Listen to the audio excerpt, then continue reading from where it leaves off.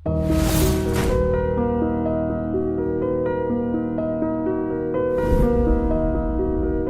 Dream channel వారికి 1 million subscribers చేరుకున్న సందర్భంగా నా శుభాకాంక్షలు తెలియజేస్తున్నాను.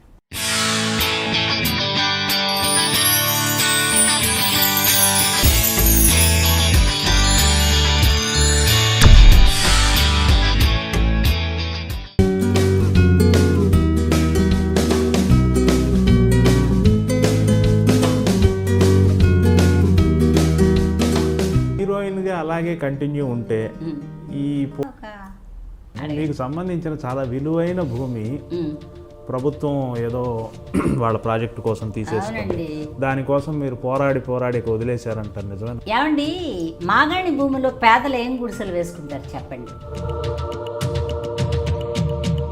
ఆ పక్కన ఉండి కూడా ఇచ్చేయమంటారు, ఎందుకు తలకాయ నొప్పి? ఎన్ని ఎకరాలు పోయి?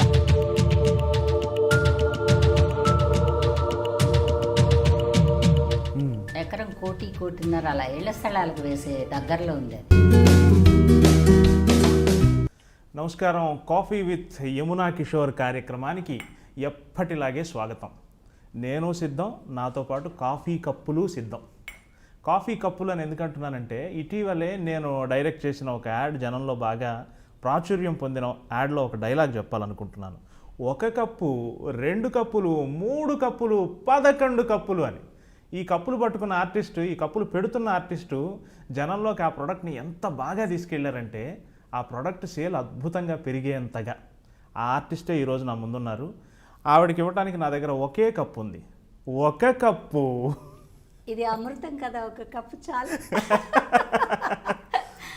డబుల్ హార్స్ మినపగుళ్ళ యాడ్లో మీరు ఆ కప్పు అలా ఒక్కో కప్పు పెడుతూ ఉంటే ఆంధ్రదేశం మొత్తం ఉర్రూతలూగిపోతుంది. ఏమండి, పొద్దున్న లేచిన దగ్గర నుంచి మినపప్పుతోనే పని ఉంటుంది. అవును. కాఫీ ఇచ్చాక టిఫిన్ ఏమిటి అంటే మినపప్పు కలపకుండా ఒక టిఫిన్ లేదు. కరెక్ట్. ఆ క్యారెక్టర్ని మీరు ఇంప్రవైజ్ చేసిన పద్ధతి అంత గొప్పగా ఉంది. అండ్ మీ బోటి వాళ్ళతో పనిచేయటం నా అదృష్టం. మీతో నేను ఒక 3-4 యాడ్సే పనిచేశాను, కానీ అది నాకు నిజంగా చాలా గొప్ప అదృష్టం. ఈ సమయంలో నేను ఒక పశ్చాత్తాపం కూడా వ్యక్తం చేయాలి. చెప్పండి. మొదటి ఒక 4-5 ఏళ్ళండి నేను కెరియర్ స్టార్ట్ చేశాక తల్లి క్యారెక్టర్లకు కూడా బాంబే నుంచే పిలుచుకొచ్చేవాడిని ఆర్టిస్ట్ని. అంటే మన వాళ్ళందరూ చేస్తారు, అదే మీరు కూడా చేశాను. క్రమక్రమంగా వాళ్ళు ఎంత బాగా చేసినా కానీ డిక్షన్ అనేది, ఒక నేటివిటీ అనేది ఒకటి ఉంటుంది కదా. మీ బోటి వాళ్ళందరినీ ఆ తల్లి పాత్రలో కూడా మీ బోటి వాళ్ళని పెట్టాక వచ్చిన కిక్ నేనేం మిస్ అయ్యానో నాకు అర్థమైంది. కాదండి, అంటే ఒక సంస్కృతి మనకి అన్నంతో మొదలవుతుంది, వాళ్ళు పిండితో మొదలవుతారు. అదే ఓ చపాతీ పిండి కలపడం, అప్పడాలు అనుకోండి, వాళ్ళని పెట్టచ్చు. ఏమండి, ఇంకే ప్రోడక్ట్ అయినా మన ప్రాంతంలో ఉండే వాళ్ళని పెడితే, నన్నని కాదు, జనరల్గా ఎవరైనా మన నేటివిటీ ఉన్న వాళ్ళని పెడితే మన వాళ్ళు ఎవరైనా చూస్తారు, కానీ మన వాళ్ళు ఉంటే ఇంకోసారి ఎక్కువ చూస్తారు. అవును, ఓ పాయింట్ ఎక్కువ. అది నాకు ప్రాక్టికల్గా అర్థమైంది. నేటివిటీ అందులో డౌటే లేదు. అండ్ ఇంకోటి విచిత్రం ఏంటంటే, చాలామంది ఆర్టిస్టులకి అడ్వర్టైజ్మెంట్లో డిమాండ్ ఉండదు, కానీ మీకు విచిత్రంగా అడ్వర్టైజ్మెంట్ మార్కెట్ కూడా చాలా ఉంది. మీరు ప్రతి నెల ఏదో ఒక యాడ్లో యాక్ట్ చేస్తూనే ఉంటారు కదా. అవును, నేను చేసిన 3-4 అని కాకుండా మీరు అంటే నేను అంతకుముందు పెద్ద ఇంప్రెసివ్గా వచ్చేదాన్ని కాదండి. యాడ్ అంటే ఏదో తలకాయ నొప్పి, మోకాళ్ళ నొప్పులు, ఏదో కడుపులో నొప్పి, వీటికి అడిగితే నేను రాను. ఎందుకంటే నేను జబ్బు మనిషిని కాదు. తర్వాత నేను చెప్పినా కూడా హెల్తీగా ఉండి అలా చెప్తే జనం మెచ్చుకోరు. అవును, అందుకని మిమ్మల్ని యాక్టివ్గానే చూడాలి. 1 కప్పు, 2వ కప్పు అంత యాక్టివ్గానే చూడాలి. సంజీవిని వాళ్ళది ఒకటి చేసిన తర్వాత చెయ్యొచ్చు మనం అనుకుని మొదలుపెట్టాను. దుర్గా నెయ్యి చేశారు నా దగ్గర, ఇంకా నేత్రాలయ వాళ్ళు మీవి 3 యాడ్లేమో చేశాను. అవును అవును. క్రేన్ ఒక్కపొడిది ఒకటి చేశాను, అదే మనం ఫస్ట్ పని చేసాం. అవును.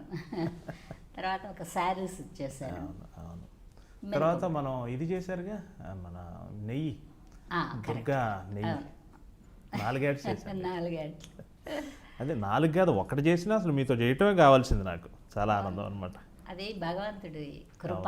అవును అవును అవును. ఇంటర్వ్యూ స్టార్ట్ చేద్దాం. ఇప్పటి వరకు అసలు ఇంటర్వ్యూలోకే వెళ్ళలేదు మనం. అన్నపూర్ణ గారు అనగానే నాకు మైండ్లో మెదిలేది ఏంటంటే, విపరీతమైన లౌక్యం, విపరీతమైన కలుపుగోలుతనం, చాలా నొప్పింపక తానొవ్వక అద్భుతమైన మీ లైఫ్ స్ట్రాటజీ బాగుంటుంది. మీకు ఎవరితోనూ వివాదాలు ఉండవు, మీకు అందరూ మిమ్మల్ని ప్రేమిస్తారు. ఇలా మిమ్మల్ని మీరు మలుచుకుంటూ వచ్చారే, ఆ పద్ధతి చాలా గొప్పగా ఉంటుంది. ఆ అంతరంగం గురించి చెప్పండి. మలుచుకోవడం ఏం లేదండి, మనకని మనం ఒక్కడిగానే వస్తాం తల్లి కడుపులోంచి, ఆ తర్వాతే అన్నీ ఏర్పడతాయి. అలాగే ఇండస్ట్రీలో కూడా నేను పిలిస్తే వచ్చాను. మా అమ్మగారు నన్ను ఆనందంగా ఆ 9 months చూసుకుంటా ఎలాగా భూమి మీదకి తెచ్చారో, ఇండస్ట్రీ వాళ్ళు కూడా నన్ను అలాగే పాపులర్ చేశారు. చేసిన వాళ్ళకి క్రెడిట్ ఇస్తున్నారు. అందుకని నేనేంటంటే మనం ఎవరితో విరోధం పెట్టుకోవాల్సినంత అవసరం లేదు. ఎందుకంటే ఇది ఎవరికి వాళ్ళు ఎదగాలి, అవతల వాళ్ళు చెప్పింది విని చేయగలగాలి. తర్వాత నేను ఇది పక్కా వ్యాపారం అనుకుని చేయను. కొంచెం నాకు ఇష్టం, కొంచెం బతకాలి కాబట్టి. అందుకని నాకు రెగ్యులర్ ప్రొడ్యూసర్లు అండి. ఒక సినిమా చేసినా, ఏ వర్క్ చేసినా, ఇంక్లూడింగ్ ఇప్పుడు సీరియల్ చేసినా కూడా మళ్ళీ అడుగుతారు నన్ను. అది భగవంతుడు మనకిచ్చిన ఒక వరం అనుకుంటాను నేను. అందుకని ఇండస్ట్రీకి దూరం అవ్వడం ఇష్టం లేదు. తర్వాత అందరూ నా సొంతం అని ఒక ఫీలింగ్ నాకు. జనరల్గా ఎవరిని చూసినా నాకు మనకంటే వాళ్ళు బాగా చేస్తున్నారు అనేది ఉండదు. నాకు చేతకారలేదు కానీ వాళ్ళు బాగా చేస్తున్నారు అనుకుంటాను నేను. అది దానివల్ల కూడా ఏం పెద్ద విరోధాలు వచ్చి ఉండకపోవచ్చు. లౌక్యం అంటూ ఏం లేదండి. ఏదైనా కష్టం వేస్తే మొహం మీద అడిగేసి రేపటి నుంచి నేను మీతో మాట్లాడినండి, మీరు కూడా నాతో మాట్లాడొద్దని చెప్పేస్తాను డైరెక్ట్గా. ఎందుకంటేనండి ఇష్టం లేని మనిషి ఎదురుగుండా వెళ్ళను నేను. నాకు నచ్చకపోయినా నేను వెళ్ళను, వాళ్ళకి నచ్చలేదని తెలిసి నేను పక్క నుంచి వెళ్ళిపోతాను. అంటే విరోధం లేకుండానే జీవించాలి అనేది మరి నాకు కూడా తెలియదు కానండి, ఎందుకో అలా వచ్చింది. పెద్దగా నేను విరోధాలు ఏం పెట్టుకోను. ఏ ఆర్టిస్ట్ని చూసినా నాకు అంటే జలసీ కూడా రాదండి. జలసీ అనిపించదు నాకు. వాళ్ళు బాగా చేశారు, ఇలా మనం కూడా ఇంకొక క్యారెక్టర్ ఏదైనా ఉంటే చేయాలి అనే ఫీలింగ్ తప్పిస్తే ఇంకొక థాట్ లేదు నాకు.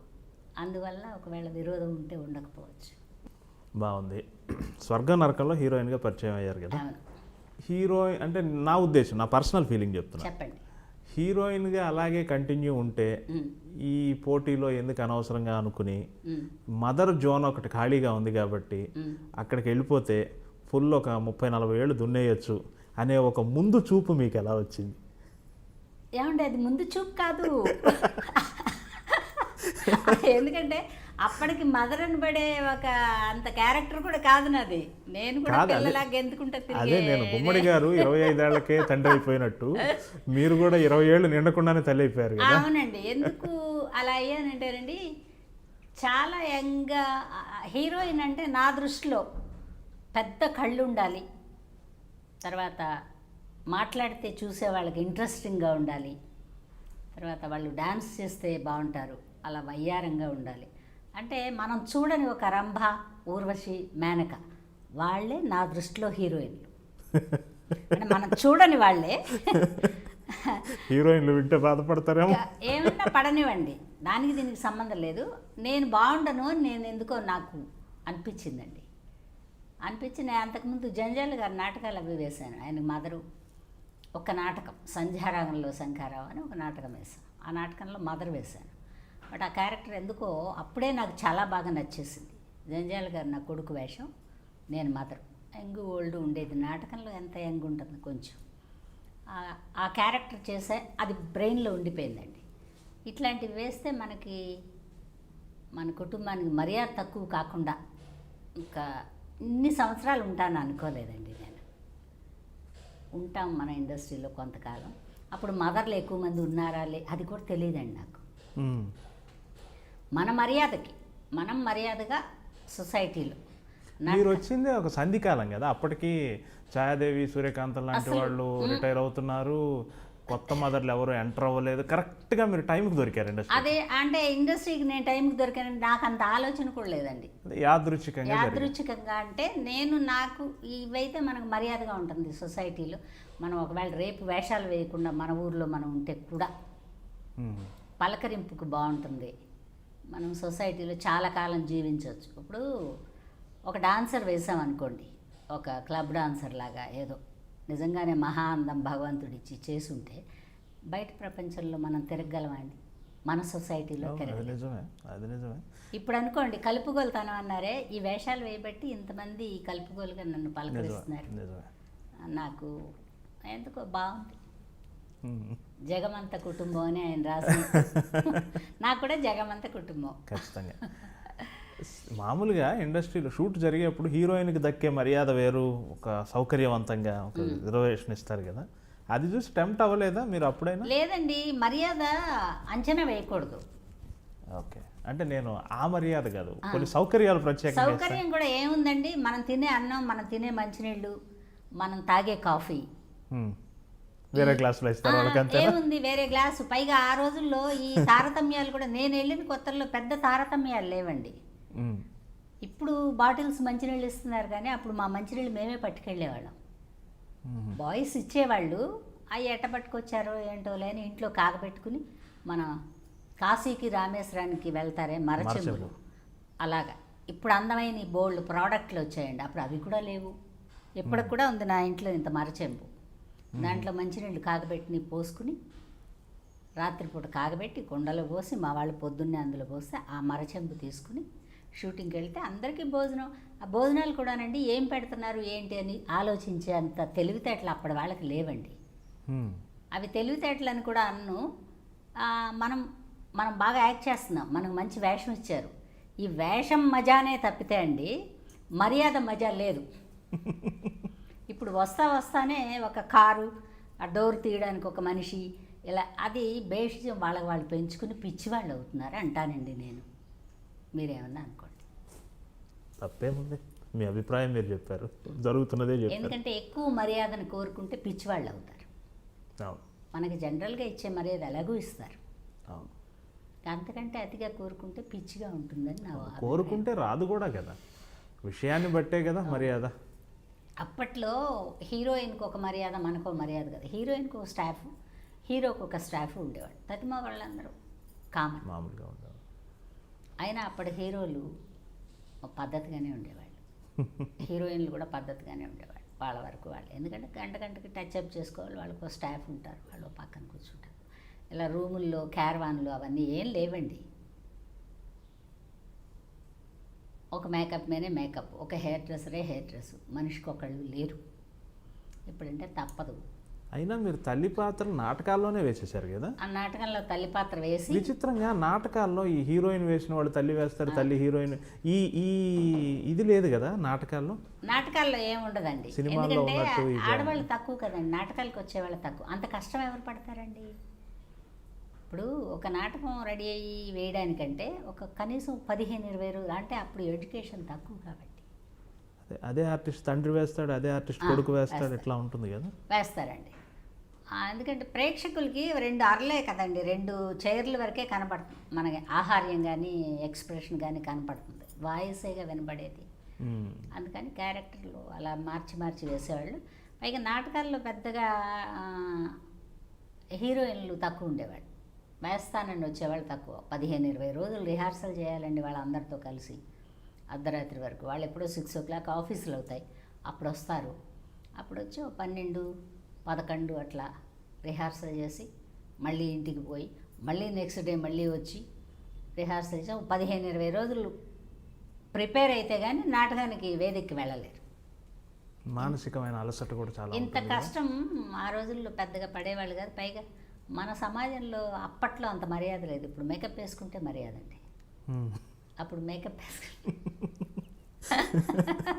ఆ డ్రామాలాడు, ఆ సినిమాల్ని ఇట్లా మాట్లాడేవాళ్ళు. ఇప్పుడు ఏంటంటే మా అబ్బాయి కూడా యాక్టరు, మా అమ్మాయి కూడా యాక్టరు, మేము కూడా అనేది ఇప్పుడు గౌరవం వచ్చింది. దేనివల్ల పరిణామమే కదా, మంచి పరిణామం, ఇది మంచిది. నాటకాల్లో అంటే సినిమాకి రాకముందు ఒక 10 ఏళ్ళు ఉన్నారండి నాటకాల్లో? 10 ఏళ్ళు లేనండి, ఒక 7 years. తర్వాత ఒక 2-3 ఏళ్ళు ఈ సినిమాకి వెళ్ళి వస్తా మధ్యలో మళ్ళీ నాటకాలు వేశాను. మీ నాటకం మిత్రులు జంధ్యాల గారు వీళ్ళంతా మీ సహచరుల నాటకాల్లో? నాటకాలు అంటే అంతకుముందు కూడా వేశాను, కానీ ఇది కొంచెం పేరు వచ్చిన వాళ్ళనే చెప్పగలం మనం. పేరు లేని వాళ్ళు ఎక్కడున్నారో మనం చెప్పలేం కదా. నాతో కూడా యాక్ట్ చేసిన వాళ్ళందరూ కొంతమంది డాక్టర్లు ఉన్నారు, లాయర్లు ఉన్నారు, మామూలుగా పల్లెటూరు వాళ్ళు ఉన్నారు. అప్పట్లో నాటకం ఒకటే ఎంటర్టైన్మెంట్, తర్వాత సినిమా. అందుకని గుంటూరు జిల్లా, కృష్ణా జిల్లా చాలా ఊళ్ళు నాటకాలు వేశాను నేను. చాలామంది మిత్రులు ఉండుంటారు నాకు, నాతో పాటు చేసిన వాళ్ళు, నాకంటే అప్పటికి పెద్దవాళ్ళు, నాతోటి వాళ్ళు, అలాగే. అందుకని చాలా ఊళ్ళు తిరిగాను. వాళ్ళు మనకిచ్చే మర్యాదనే మనం కూడా నేర్చుకున్నామండి, నిజంగా చెప్పాలంటే. స్వర్గం నరకం కంటే ముందు సినిమా గుర్తులేదు, చిన్న వాణిశ్రీ వేషాలు గారికి వేశా. స్నేహితురాలిగా వస్తారు. వాణిశ్రీ గారికి స్నేహితురాలు, సెక్రటరీయా? సెక్రటరీ. ఓకే. సెక్రటరీ ఒకటి, అండమాన్ అమ్మాయి ఒకటి, తర్వాత శారద్ గారికి ఒక ఫ్రెండ్ వేషం వేశాను. అట్లా ఒక 5-6 వేషాలు వేశాను. అంటే నాకు మన ఉమా, ఊరు ఉమా నుంచి, అనే పేరు మీద. ఉమా, మన ఊరు నుంచి పిలిచేవాళ్ళు కాబట్టి నాకేం పెద్ద ఇబ్బంది అనిపించేది కాదు. సరే, నాటకం మీద బెటర్ పేమెంట్ కాబట్టి వెళ్ళి వేసి వస్తాం. అదేదో మనకి చరిత్రలో నిలిచిపోతాయి అట్లంతా కూడా తెలియదండి. కొన్ని వేషాలు అట్లా నిలిచిపోతాయి, ఎప్పుడు చూసినా అదేంటండి అందులో అలా వేశారంటారు. అప్పట్లో ఇంట్రడ్యూస్ చేయడానికి అలా పిలవడమే గొప్ప విషయం. పిలిపించబడి వేశాం కానండి, మనం వెళ్ళి ప్రయత్నాలు చేసి ఈదుకుని ఇండస్ట్రీని ఈదుకుని వేషం. కరెక్ట్.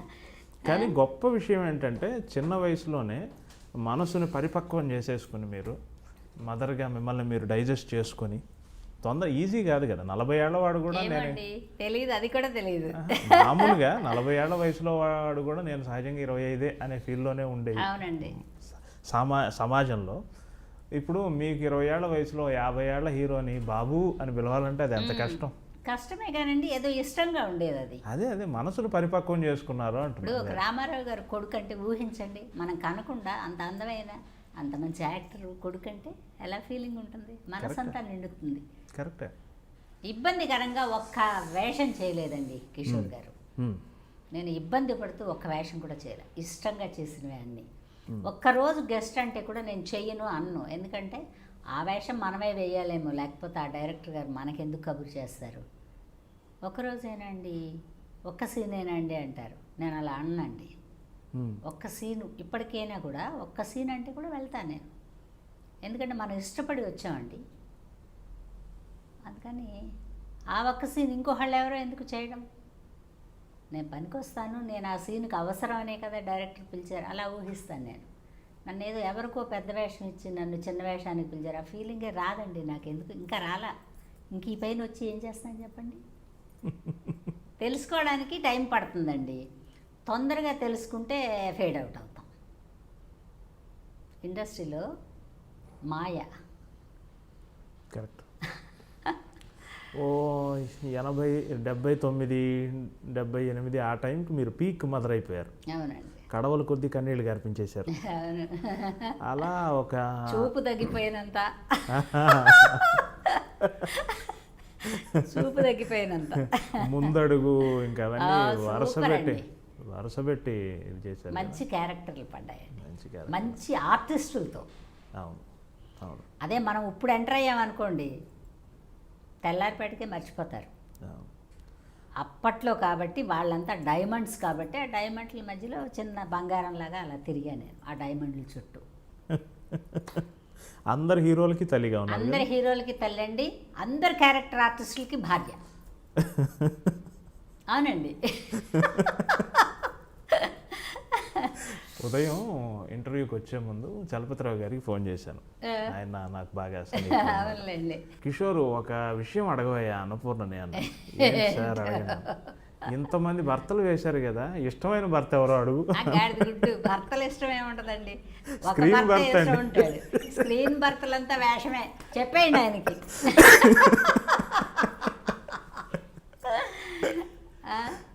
మంచి మిత్రుడండి ఆయన, అందరికి. చాలా మంచి ఆయన. రామలింగయ్య గారు భర్తగా ఉన్నారు, రామలింగయ్య మారుతి గొల్లపూడి మారుతి అందరండి, అసలు ఒక్కళ్ళు కాదు. రావు గోపాలరావు గారు, రావు గోపాలరావు గారు అయితే చక్కగా పిలిచేవారు, అన్నమ్మ అన్నమ్మ అని పిలిచేవారు. ఏంటమ్మా ఆ సినిమాలో చేయనన్నామంటే, కాదు సార్ వాళ్ళు డబ్బుల విషయం ఏం చెప్పలేదండి, తర్వాత తీరా వచ్చాక ఎంతో కొంత చేతులు పెడితే నా మనసు బాధపడుతుంది కదండి, పోనీ నన్ను మిమ్మల్ని ఎందుకు అడుగుతానండి, ప్రొడ్యూసర్ వేరే కదా, నేను ఇలా ఒక సినిమా అలా అడిగేవాళ్ళండి. అడిగితే నేను చెప్పేది కారు కొనుక్కోమ్మా డబ్బులు పెరుగుతాయనేవారు గోపాలరావు గారు. కారు కొంటే రెమ్యూనరేషన్ పెరుగుతాయమ్మా, కారు కొనుక్కో అన్నారు. నేను నిజమేనేమో అని మా ఇంటికి వెళ్ళి మా అమ్మ దగ్గర, అమ్మ గోపాలరావు గారు ఇలా చెప్పారమ్మా, ఎందుకే మన ఊరు వెళ్ళిపోతాం కదా మనం, ఎప్పుడు పిలుస్తారో ఎప్పుడు పిలవరో, వీళ్ళ కోసం కారు కొనుక్కుని ఒక డ్రైవర్ని పెట్టి ఎందుకు మనకు సేఫ్టీ లేకుండా. ఆ రోజుల్లో మా అమ్మగారు ఏముందండి అంబాసిడర్ బండి కొనుక్కోవచ్చు, కానీ మా అమ్మగారు వద్దు, ఇవన్నీ వద్దనుకుంటే మనం చక్కగా మనం పెట్టి సర్దుకుని వెళ్ళిపోవచ్చు. అంటే అలా ఉండేదా మానసిక స్థితి, ఎప్పుడైనా వెనక్కి వెళ్ళిపోవాలని? ఎందుకంటేనండి ఇది ప్రైవేట్ జాబ్, మనకు కోపం వచ్చినా మనమే వెళ్ళిపోతాం, మీ కోపం వచ్చినా మేమే వెళ్ళిపోతాం. మనకు అర్థం అవ్వాల్సింది అది ఒకటేనండి, ఈ జాబ్లో పెన్షన్ లేదు. దీన్నే నేను లౌక్యం అన్నాను ముందు, మీరు కాదన్నారు. కరెక్టే మీరు చెప్పింది. ఈ ఈ ఇండస్ట్రీలో అండి ఎవరికి ఎప్పుడు కోపం వస్తుందో తెలియదు, తర్వాత మనం ఎలా మసులుకోవాలో కూడా తెలియదు. ఎక్కువ మాట్లాడిన కష్టమే, తక్కువ మాట్లాడితేనే ఏమిటి ఆవిడ లెవెల్ పోతుంది అంటారు. నేను మాట్లాడకుండానే ఉండకూడదు, ఎక్కువ మాట్లాడకూడదు, ఎక్కువ అడగకూడదు, కొంచెం పెంచి ఇచ్చేలాగా మనం అడగాలి. మనం డిమాండ్ చేస్తే ఆవిడ చాలా గర్వం పెరిగింది అయ్యా, డిమాండ్ చేస్తుంది, ఇంకే స్టేట్లోనే ఎవరినన్నా వెతకండి అంటారు. తర్వాత నాకు చేతనైంది ఇది ఒకటే పని అండి, ఎవరి దగ్గర వెళ్ళి హస్కేయలేను.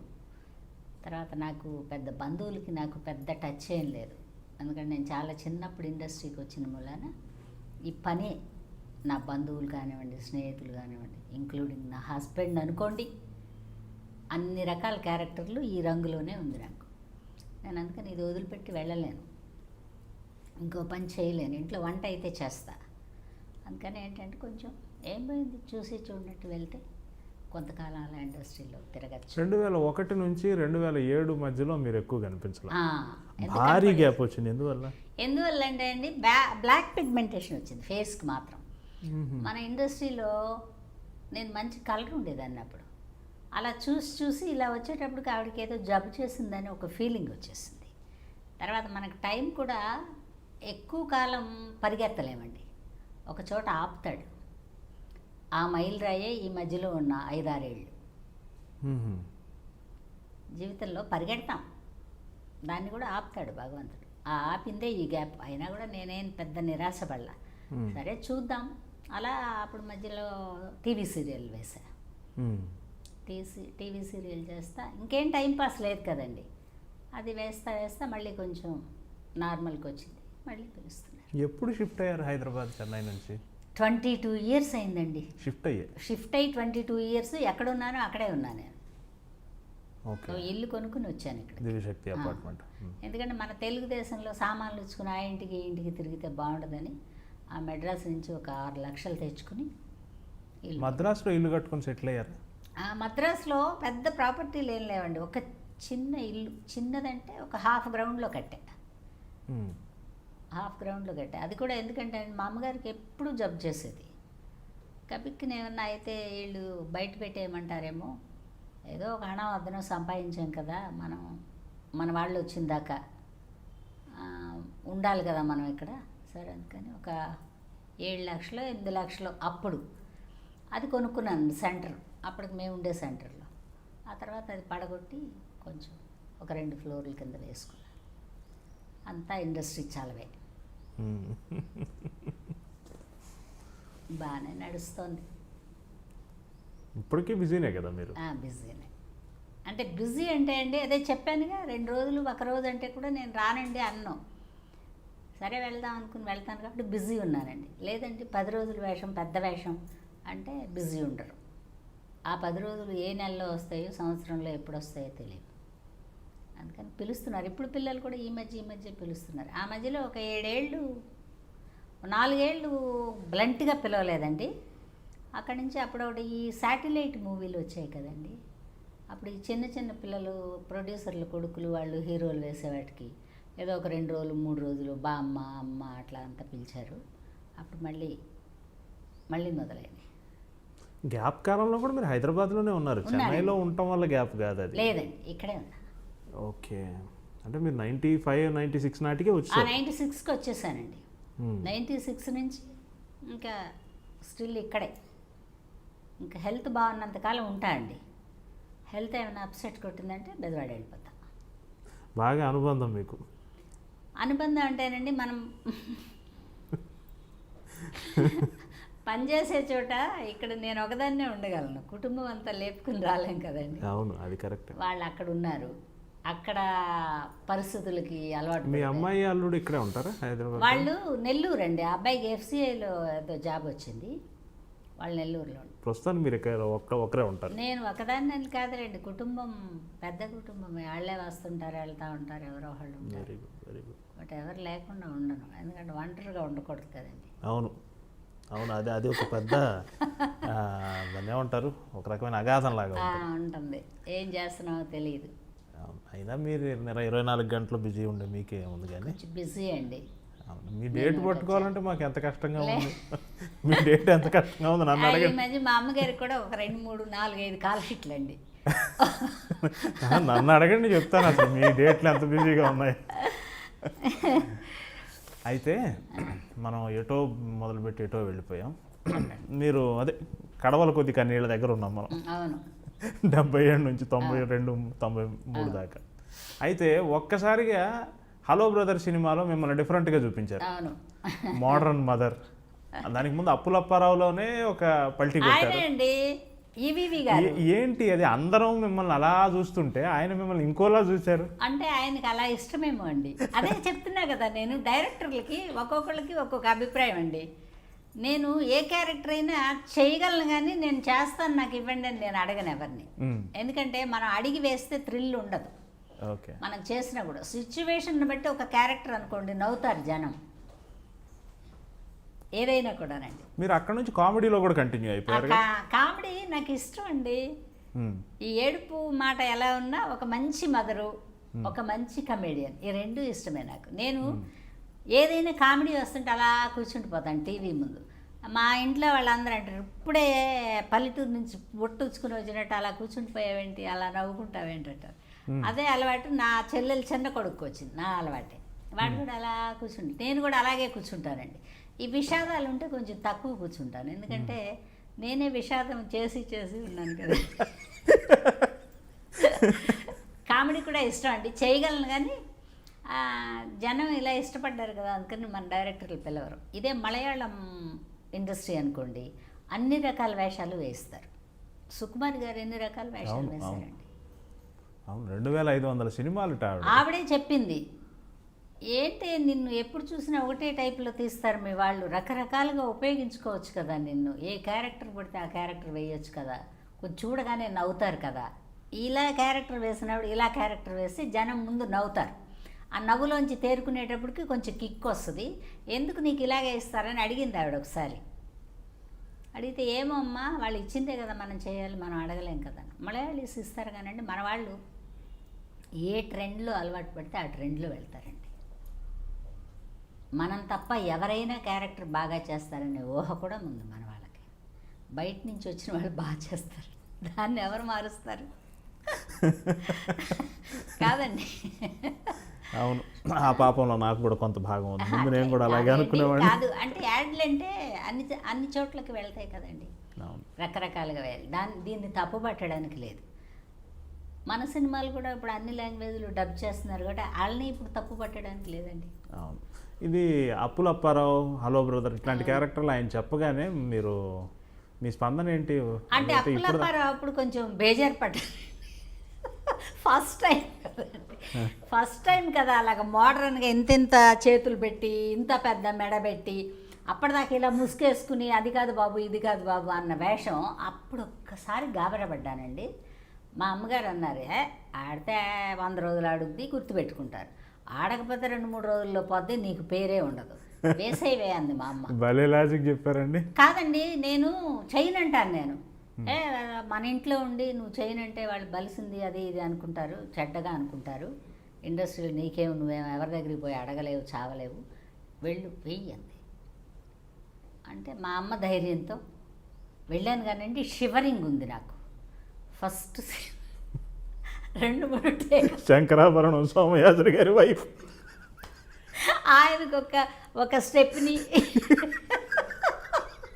సరే అది చెప్పాక రసస్పందన కలిగినప్పుడు ఆవిడ దగ్గరికి నేనేమనుకున్నానంటే ఈయనే వేస్తున్నారు ఒక అమ్మాయిని ఉంపుడు గత్తిగా పెట్టుకున్న వేషం, సరే ఈ వేషం నేను వేస్తే తప్పే ఉందిలే, అందులో మన కొడుకు వేషం వేసిన చిరంజీవి గారి అభిమాని వేషమే కదా, ఓకే చలో అనుకుని ఒక్కసారే అండి తడబడ్డాను. మళ్ళీ తర్వాత రికవర్ అయిపోయా. ఆయన ఏం చెప్తే అది. ఇది మంది కాదు, ఈవీవి సత్యనారాయణ గారి ఆత్మ, మనకు అనవసరం అనుకుని అంతవరకు చేశాను. హలో బ్రదర్కి పిలిచారు. అప్పుడు కూడా ఇంకే లేదండి, అది ఫస్ట్ టైం ఒకసారి అలా కొంచెం బేజారు పడ్డాను కానీ ఆ వేషం వేయడానికి. అదే ఇప్పుడు అనుకోండి అసలు బేజారే ఉండదు కాదండి, ఎందుకంటే చూస్తారనేది వచ్చేసిందిగా. తిట్టుకుంటానో ఎట్టాగో ఇష్టపడి చూసిన వాళ్ళు ఉన్నారండి, ఎందుకమ్మా అలా వేసావని అడిగిన వాళ్ళు ఉన్నారు, వెరైటీగా కూడా బాగానే ఉన్నారండి అన్నవాళ్ళు ఉన్నారు. ఎందుకంటే రైల్లో ప్రయాణం చేస్తాం కదండి, ఎంతమందో కనపడుతుంటారు, వాళ్ళే చెప్తుంటారు. అంటే ఈ సినిమా ఇంకా కూడా వీళ్ళు గుర్తుపెట్టుకుని చెప్తున్నారు అంటే బాగానే ఉందన్నమాట అని మనసులో మనం ఒక సాటిస్ఫాక్షన్. కరెక్ట్.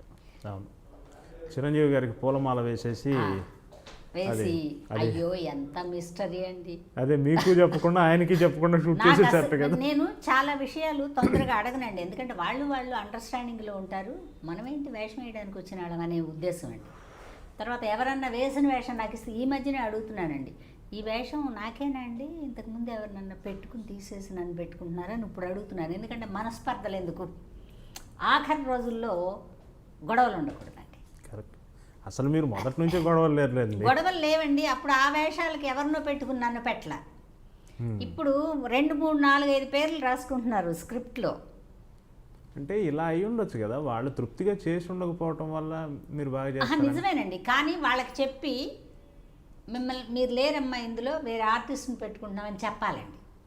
చెప్పకపోతే ఏమవుతుందంటే అన్నపూర్ణ ఏదో మాయ చేసి మంత్రం చేసి అవసరం లేదండి. భగవంతుడు బాగానే చూశాడు, ఇంకా మాయలు మంత్రాలు చేసి వేషాన్ని ఇలా ఇలా అనే రోజులు పోయాయి. అనుకునే రోజుల్లోనే నేను ఇలా ఇలా అనలా, వాళ్ళే ఇలా ఇలా అన్నారు, నేను వెళ్ళా. ఇప్పుడు అసలు అవసరం లేదు, బాగా చూస్తున్నాడు దేవుడు. అందుకని చాలామంది అపార్థం చేసుకుంటున్నారండి, ఇలా వెళ్ళిపోతున్నారు ఒక్కొక్కళ్ళు. ఎందుకు వీళ్ళు ఇలా వెళ్ళారు, మనం ఎప్పుడు ఏమనలేదు ఎవరిది. నేను అసలు డిస్కస్ చేయనండి, ఎవరు బిజీగా ఉన్నారు ఎవరు ఖాళీగా ఉన్నారు అది కూడా పట్టించుకోను నేను. మన పాటికి మనం వెళ్ళాం కూర్చున్నా, నేను కూర్చుంటా అండి. కొంతమంది 1, 2, 3 ఆర్టిస్టులు అంటే అప్కమింగ్లో, అంటే ఈ క్యారెక్టర్లకు అప్కమింగ్ అండి, వాళ్ళు అప్కమింగ్ కాదు. ఈ పెట్టుకుని తీసేస్తే ముందు వాళ్ళకి చెప్పండి, ఎవరన్నా ఎవరినన్నా పెట్టుకున్నారా, ఎవరికన్నా ఇప్పుడు అడ్వాన్స్లు ఇవ్వటాలు లేవనుకోండి, సెట్కి వెళ్ళాక ఇస్తున్నారు. అలా ఏమన్నా క్యారెక్టర్ ఉంటే అడిగి వేస్తున్నాను ఇప్పుడు. అప్పట్లో పెద్దగా ఎవరు పోటీలు లేవులేండి. అన్నపూర్ణ అంటే అన్నపూర్ణ. ఇప్పుడు తమిళనాడు నుంచి, కేరళ నుంచి, బొంబాయి నుంచి హైదరాబాద్. అవునండి, అంటే అలాగే ఉంది సిచ్యువేషను. సరే నేనేమనుకుంటానంటే మిమ్మల్ని అనుకున్నారు కానమ్మా ఆవిడని పెట్టారంటే, ఏమో లేవయ్యా హిందీలో డబ్ చేస్తారేమో పెట్టుకొని, బిజినెస్ కదా ముఖ్యం అంటాను నేను నిజంగా అలాగే అనుకుంటాను. ఈ బిజినెస్ చాలా కష్టమైందండి. అవును, మన రూపాయి మనకి ఎలా అయినా ఇచ్చేస్తాడు ప్రొడ్యూసర్ కూడా బాగుంటే, నేను కాకపోతే ఇంకొకళ్ళు బతుకుతారు కదండి. అసలు ఏ కంప్లైంట్ లేదా మీకు ఇండస్ట్రీ మీద? మీకు ఇవ్వాల్సిన ప్రతి రూపాయి వచ్చేసినట్టేనా? అంటే ₹1, ₹10 ఎవరన్నా ఇవ్వకపోయినా అండి, ఇవ్వలేను అని చెప్తే నేనేమన్నానండి. చీట్ చేస్తే కష్టపడతా, అడిగేస్తాను నేను ఫోన్ చేసి, దొరికిందాకా వదలనండి మనిషి. ఆ మనిషిని పట్టుకుని సెంటర్లో కనపడ్డా అడుగుతానండి. ఉన్నాయా అట్లాంటి సందర్భాలు? అంటే 1, 2 అంటే వాళ్ళే చెప్తారండి, నా అదృష్టమేమో. అమ్మా మీరు డబ్బింగ్ చెప్పేయండి, లాస్ట్లో ఇవ్వగలిగితే పంపిస్తాను, లేదంటే నెక్స్ట్ మూవీకి చూసుకుందాం అంటే సాధ్యమైనంత వరకు ఇస్తారండి. ఒక 10 చేస్తే ఎప్పుడన్నా ఒకళ్ళు, బట్ ఆవిడ డబ్బులే ఫోన్లే పెద్ద ఆవిడ అనుకుంటే పంపించేవాళ్ళు ఉన్నారు. ఇవ్వలేను అని చెప్పేస్తే మాత్రం వదిలేస్తానండి. అది నాకు చాలా అవసరం అండి. ఇప్పుడు ఎసరు పెట్టాలి ఇట్లా అంతా చెప్పను నేను, కొంచెం డబ్బులు ఇస్తే బాగుంటుంది అయ్యా అంట నేను. వాళ్ళు కూడా పంపిస్తారు, ఒక 2 రోజులు ఆగి పంపుతామమ్మంటారు వాళ్ళు. ఇండస్ట్రీలో పెద్ద కంప్లైంట్లు ఏం లేవండి. పోట్లాడిన సందర్భాలు కూడా ఏం లేవు. అప్పుడే అడిగేస్తానండి కష్టం వేస్తే, ఏమ్మా నేనేమన్నా అన్నానా నిన్ను, నువ్వేంటి మొహం అటు ఇటో తిప్పుకుని కూర్చున్నావు అంటే, చూడలేదమ్మా అంటారు. అప్పుడు వదిలేస్తా. అందుకని సాధ్యమైనంత వరకు ఎవరితోనూ విరోధం లేకుండా ఇండస్ట్రీలో ఉండాలనేది నా మెయిన్ ధ్యేయం అండి. ఎవరు పిలిచితే సంతోషం, పిలవకపోయినా సంతోషం. మనకి ఇంకా పనులు ఉంటాయి కదండి లైఫ్లో, ఇది ఒకటే పని కాదు. చిరంజీవి గారికి ఫిక్స్డ్ అమ్మ మీరు. ఆయన సినిమాల్లో సినిమాలో తల్లి పాత్ర అంటూ ఉంటే అది అన్నపూర్ణ గారే చేయాలి అనేంతగా లేదండి. కొంతమంది వేశారు, జయంతి గారు వాళ్ళు వీళ్ళు వేశారు, కానీ తక్కువ వాళ్ళు వేసింది, నేనే ఎక్కువ చేశాను. బాలకృష్ణ గారికి కానీ, చిరంజీవి గారికి కానీ. కృష్ణ గారు అయితే అసలు అన్ని అమ్మలు నేనే వేశాను. నేను ఎంటర్ అయిన దగ్గర నుంచి ఏ సినిమా తప్పించలేదు ఆయన. ఈ హీరోకి తల్లిగా చేసి ఉండాల్సిందని ఎప్పుడన్నా అనిపించిందా ఎవరితో అన్న? ఇద్దరు ముగ్గురు మిగిలిపోయారండి. ఎవరు మిగిలిపోయిన వాళ్ళు ఎవరో చెప్పండి. మిగిలిపోయిన వాళ్ళు ప్రభాస్, తర్వాత ఏదో బామ్మ అయినా వేయాలి కదండి, పవన్ కళ్యాణ్ గారు వేయలేదా? ఇంకా వేయలేదు. తర్వాత చిరంజీవి గారు అబ్బాయి బామ్మ అయినా వేయాలి, వేస్తే వాళ్ళతో కూడా ఒక న్యాయంగా బామ్మే కదా మరి, వాళ్ళ నాన్నగారికి అమ్మేశారంటే మీరు. అండ్ నేను ఎక్కువ అత్యాసపడనండి, ఆశపడతాను కానీ అత్యాస లేదు నాకు. ఎందుకంటే ఒక బామ్మన్న వేస్తే బాగుంటుంది. ఒక 5-6 నలుగురు ముగ్గురు ఉన్నారండి, నేను ఇంకా చేయని వాళ్ళు. పిలుస్తారులేండి ఎప్పుడోసారి. పిలుస్తారు. నేను సెలవు పుచ్చుకునే లోపు తప్పకుండా పిలుస్తారు ఏదో ఒక వేషానికి. చాలా ఈ ఇండస్ట్రీలో స్పర్ధలు, ఈ పోటీ ఉండే ప్రపంచంలో శ్రీలక్ష్మి గారితో మీకు నిర్మలమైన స్నేహం. మీరు ఏదైనా క్యారెక్టర్, అంటే ప్రత్యక్షంగా నాకు తెలుసు కాబట్టి, మీరు ఏదైనా క్యారెక్టర్కి మీ డేటు కుదరకపోయినా, అంటే మీరు లేకపోయినా నా బదులు శ్రీలక్ష్మిని పెట్టుకోండి అయ్యా అని అలా చెప్తారు కదా. అవునండి. అది ఎలా అండి, అంత స్వచ్ఛమైన స్నేహం మీ ఇద్దరి మధ్య ఎలా? అంటే ఆవిడ లైఫ్ ఆవిడే అండి, ఇంకా వేరే విషయాల్లో అంత రాదు. అంటే ఇక్కడికి వచ్చి ఉన్న తర్వాత పబ్లిసిటీకి అక్కడ ఇక్కడ కూర్చునే అలవాటు పాపం ఆవిడకి కూడా లేదు. మధ్యలో ఒక 10 ఏళ్ల పాటు అక్కడే చెన్నైలో ఉండిపోయింది. పెద్దగా గుర్తుండదు. అందుకని సరే ఆల్టర్నేటివ్ ఇంకెవరినన్నా చెప్తారమ్మా అంటే, వాళ్ళు అడగకముందే నేను చెప్తాను, శ్రీలక్ష్మి ఉందండి పెట్టుకోండి అంటారు. ఎందుకంటానంటే ఆర్టిస్టులు యాక్ట్ చేస్తుంటేనే హెల్తీగా ఉంటారు. కరెక్ట్. ఎందుకంటే అది అలవాటు పడ్డ ప్రపంచం కదా, అదే మందు ప్రపంచం. ఎప్పుడు 10 మంది కనపడతారు కదండి. పండగ మీకు కరెక్ట్గా చెప్పాలంటే, షూటింగ్ ఉంటే పండగ అంతే. సంక్రాంతి అనుకోండి అలా ఉంటుంది. సెట్లోకి వెళ్తే ఒకళ్ళు మాట్లాడినా ఒకళ్ళు మాట్లాడకపోయినా అండి, టెక్నీషియన్లు అందరూ ఉంటారు, వాళ్ళు హుషారుగా ఉంటారు. మనం డబ్బులు లేక పెట్టుకుంటాం కానండి, టెక్నీషియన్స్ వర్కే. వాళ్ళని చూస్తే కూడా నాకు హ్యాపీగా ఉంటుందండి. అందుకని నాకు ఎవరికైనా చెప్తానండి, లక్ష్మికి కొంచెం ఎక్కువ చెప్తాను, ప్రతిమ వాళ్ళు కొంచెం తక్కువ చెప్తానండి. పలానా వాళ్ళు ఉన్నారు పెట్టుకోండి అని. బిజీగా ఉన్న వాళ్ళకి చెప్పక్కర్లేదు కానీ కొంచెం ఖాళీగా ఉన్న వాళ్ళకి చెప్పాలి కదా మనం. కరెక్టే, వాస్తవం. ఇంకా ఎవరు మీకు ఇండస్ట్రీ మిత్రులు ఎవరు, మీ సహనటుల్లో మిత్రులు ఎవరు? అంటే నేను పెద్ద మిత్రత్వం పెట్టుకోనండి, శత్రుత్వం లేదు కదా, అలాగే మిత్రత్వం కూడా తక్కువ. చలపతిరావు గారిని అడుగుతాను ఎప్పుడన్నా నాకు ఏదన్నా ఒక చిన్న ఇదండి, ఈ పని అండి ఇలా ఉందండి అంటే, ఆయన కొంచెం మంచి సలహా ఇస్తాడు, ఇస్తే అట్లా వెళ్ళిపోతాం. అందుకని పెద్దగా ఎవరు లేరు కదండి, పాత వాళ్ళు ఎవరు లేరు. అటు ఇటు చూస్తే సత్యనారాయణ గారు పెద్ద వర్క్ చేయటం లేదు, చలపతిరావు గారు ఒక్కరే అందరికీ ఏదైనా కష్టంలో ఉన్నాం ఇదే ఏం చేయాలి అంటే కూడా కొంచెం సలహా చెప్తారు, హుషారైన మనిషి. అందుకని చలపతిరావు గారు. పెద్ద ఆడవాళ్ళు కూడా ఎవరు ఇక్కడ హైదరాబాద్కి వచ్చిన వాళ్ళు ఎవరు లేరండి. లక్ష్మి కూడా మొన్న ఈ మధ్య వచ్చింది, ఒక 7-8 ఏళ్ళ నుంచి ఉంటుంది ఇక్కడ. అందుకని పాత వాళ్ళు ఎవరు ఉన్నారండి, లేరు. పెద్ద మిత్రులని చెప్పుకోలేం కానండి, వాళ్ళు బిజీగా ఉంటే మనం వెళ్ళలేము, ఇంకేం మిత్రత్వం ఉంటుంది. మనం ఖాళీగా ఉండి వెళ్తే వాళ్ళకి ఇబ్బందిగా ఉంటుంది. వాళ్ళు బిజీగా ఉన్నప్పుడు మనం డిస్టర్బ్ చేయకూడదు. దీనివల్ల మిత్రత్వాలు దూరం అవుతాయండి. అందరూ మిత్రులే. ఇప్పుడు మీరున్నారు, యమునా కిషోర్ గారికి ఫోన్ చేస్తే ఆయన ఏమన్నా యాడ్లో ఉన్నారు ఏంటో ఎలా చేస్తాం, ఈ రోజు గడిచిపోతుంది. దూరమే కదండి అది. అలా మిత్రత్వాలు పోతాయి కానండి, మిత్రులే సాధ్యమైనంత వరకు. పోటీ ఏమి ఉండదండి, ఎవరి వేషం వాళ్ళది. డైరెక్టరు ఇప్పుడు ఎట్ ప్రజెంట్గా హీరోలు ఎవరిని అనుకుంటే వాళ్ళే పెడతారు. ఇష్టమైన డైరెక్టర్ ఎవరు? నాకా నిజం చెప్పాలి. రాఘవేంద్రరావు గారంటే ఇష్టం అండి, కోదండరామిరెడ్డి గారంటే ఇష్టం నాకు. వీళ్ళిద్దరి తర్వాత ముత్యాల సుబ్బయ్య గారు. బ్రహ్మాండం, పవిత్ర బంధం, అవన్నీ మంచి వేషాలు, మంచి మనిషి. కోదండరామిరెడ్డి గారు, ముత్యాల సుబ్బయ్య గారు ఈక్వల్గా తొందరగా ఆర్టిస్ట్ని ఒప్పించే మెంటాలిటీ ఉండదు. రాఘవేంద్రరావు గారు అయితే జాలి, ఒక పెద్ద క్రేన్ అనుకోండి ఆయన ఇండస్ట్రీలో. మెంటాలిటీ కూడా అంత హైగా ఉంటుంది. ఏమైనా అడ్జస్ట్మెంట్ అంత పెద్ద డైరెక్టర్ అయినా వెళ్ళి ఇలా నిలబడితే ఏదో ఇబ్బందులు ఉన్నాం అనుకుంటారు. ఏంటి అంటారు, ఇలా అండి అంటే రేపు కదా వెళ్ళు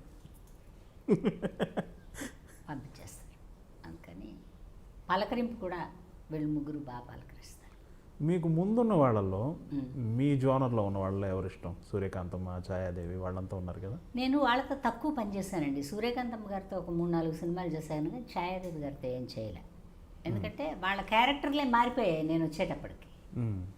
సూర్యకాంతమ్మ గారితో ఒక 3 పిక్చర్లు చేసుంటాను. ఆవిడ మంచి ఆవిడ. గయ్యాళి మెంటాలిటీ అంటే కొంచెం కలుపుగోలుగా ఎక్కువ, అలా అలా అలా అలా అని మాట. నటనలో ఫలాని వాళ్ళ ప్రభావం నా మీద ఉంది అట్లా ఎప్పుడన్నా అనిపించిందా? నాకు అనుకరణే తెలియదండి అస్సలు. అనుకరణ మీకు ఏమన్నా కనపడుతుందా? ఏ క్యారెక్టర్ ఎవరన్నా కనపడతారా? అస్సలేం లేదు. ఫలానా ఆవిడ అని ఏమన్నా ఉంటుందా? సగటు మధ్యతరగతి గుంటూరు మహిళ ఎలా ఉంటుందో అలా ఉంటారు. కాదండి, నేను సినిమా చూసినా కూడా అనుకరించలేను, చూడడం వరకు. అలా ఇప్పుడు కూడా ప్రేక్షకుడు నేను. సినిమా చూస్తే ప్రేక్షకుడే. అలాగ నేను మీకు నవ్వకండి, యాడ్లు వేస్తారు చూడండి, యాడ్ వేసినప్పుడు వెళ్ళి కూర్చుంటే జై హింద్ దాకా కూర్చుంటేనే అది సినిమా నాకు ఇప్పుడు కూడా. న్యూస్ రీల్ వేస్తారు చూడండి, అక్కడ నుంచి చూడాలి. అక్కడి నుంచి నెహ్రూ గారు అలా అన్నారు, ఇందిరాగాంధీ ఇలా అంది, ఇలా అన్నారు. ఒక మంచి వాయిస్, అది వినడం ఇష్టం అప్పటి నుంచి, నా చిన్న వయసు నుంచి. ఆ వాయిస్ వింటే అలా స్క్రీన్ మీద చూసుకుంటే ఎండ్ దాకా కూర్చునే అలవాటు అండి నాకు. ఇప్పుడు కూడా మధ్యలో రాలేను నేను, అందుకని చాలా సినిమాలకు వెళ్ళను. ఎందుకంటే మధ్యలో రాలేము, నా మైండ్ ఒప్పుకోదు. ఇప్పుడు కూడా ప్రేక్షకురాలనండి సినిమా చూసే విషయంలో. నా బొమ్మ వస్తే నన్నే చూసుకోనండి, నా బొమ్మ తప్ప అందరినీ చూస్తాను నేను. మా అమ్మ అంటది, అందులో ఏంటే అలా ఉన్నావు నువ్వు అంటది. ఎందులో అమ్మ ఎలా ఉన్నానంటే అందులో నాకు నచ్చలేదంటది. ఏమో మా డైరెక్టర్ అలాగే చేయమన్నాడు, అలా చేశానండి. మా అమ్మగారు కొన్ని ఒప్పుకోదండి. ఆవిడ బెస్ట్ క్రిటిక్ మీకు? బెస్ట్ విలన్ అండి. బెస్ట్ విలనా? Best villain, best critic, best friend. Villain ఎలా చెప్పండి? విలన్ అంటే అండి ఎవరిని ఏమనకూడదు, కంట్రోల్ చేస్తూ ఉంటారు. కంట్రోల్. మా అమ్మ కంట్రోల్, ఇప్పుడు కూడా కంట్రోల్ అండి. ఇప్పుడైతే తిట్టేస్తాను అప్పుడప్పుడు. ఇంకా వయసు అయిపోయింది, మంచంలో ఉన్న అలా ఉండి ఇలా ఉండి అంటాను. మంచంలో ఏం లేదు, నడుస్తుంది ఆవిడ పాటికి ఆవిడ. అంటే పిల్ల చేయి దాటిపోయింది, అసలు చెప్పిన మాట వింటలేదు. మీరందరూ నవ్వుతున్నారు కదండి, నేనైతే ఇలా ఏంటమ్మా ఇలా ప్రాణం తీసేస్తావు. నేను సెట్కి వెళ్ళి ఇప్పుడు కూడా వచ్చి చెప్పాలి, వాళ్ళు అలా అన్నారు, వీళ్ళు ఇలా అన్నారు, వాళ్ళు అలా అన్నారు అంటే. ఏమో నేను నువ్వేమైనా తప్పు చేసావేమో, నీకు తెలియలేదేమో అంటదండి. దానివల్ల కూడా చచ్చుపడ్డానేమో నాకు కూడా తెలియదండి. మా అమ్మ బెస్ట్ ఫ్రెండ్ కాదండి, మంచి మదర్. మా మదర్ అందరికీ వెళ్ళినాయి, మా ఇంట్లో అందరినీ కంట్రోల్ చేస్తుంది. ఆర్థిక స్వాతంత్రం అన్న ఉందా? అది మీ అమ్మగారు? ఆర్థిక స్వాతంత్రం అంటారండి, నేను పెద్ద స్వతంత్రం తీసుకోలేదండి. ఎందుకంటే చెడిపోతారు, నా ముందు దారి తప్పిన వాళ్ళు చాలామందిని చూసి మనం ఇలా ఉండకూడదు అనేది ఉంది కాబట్టి ఒక కంట్రోలర్ ఉంది కదా, ఆవిడకి ఇచ్చేసి అమ్మ ఒక 1000 రూపాయలు ఇస్తావా. ఇప్పుడు అడగట్లేదులేండి, అప్పుడు అడిగేదాన్ని. నేను నాటకాలు వేసేటప్పుడు కూడా అన్నీ మా అమ్మకి నేనే తీసుకుంటానండి, మా అమ్మకి ఇచ్చేస్తాను. తీసుకోవడం, మీరు రెమ్యునరేషన్ ఇచ్చారనుకోండి నేను తీసుకుంటాను, అక్కడ ఇవ్వండి అన్న. నేను ఒక సెక్రటరీకి ఇవ్వడం అట్లంతా లేదు, నాకే ఇవ్వాలి. ఇది తీసుకుని మా అమ్మకి ఇచ్చేసాను అనుకోండి, అందులోంచి అడిగి తీసుకుని వాడుకుంటాను నేను, నా దగ్గర పెట్టుకోనండి. ఎందుకంటే 2 నిర్వహణలు మన వల్ల అవ్వవు. నేను ఇంకా సెట్కి వస్తే ఇల్లు మనకి సెకండరీ అండి. అదే మీకు ప్లస్ అయిందేమో, అన్ని బాధ్యతలు మా అమ్మాయి చూసుకునేదండి. కష్టమో సుఖమో ఆవిడే చూసుకుంది, పారేసిన ఆవిడే, దాచిన ఆవిడే, అన్నీ ఆవిడే.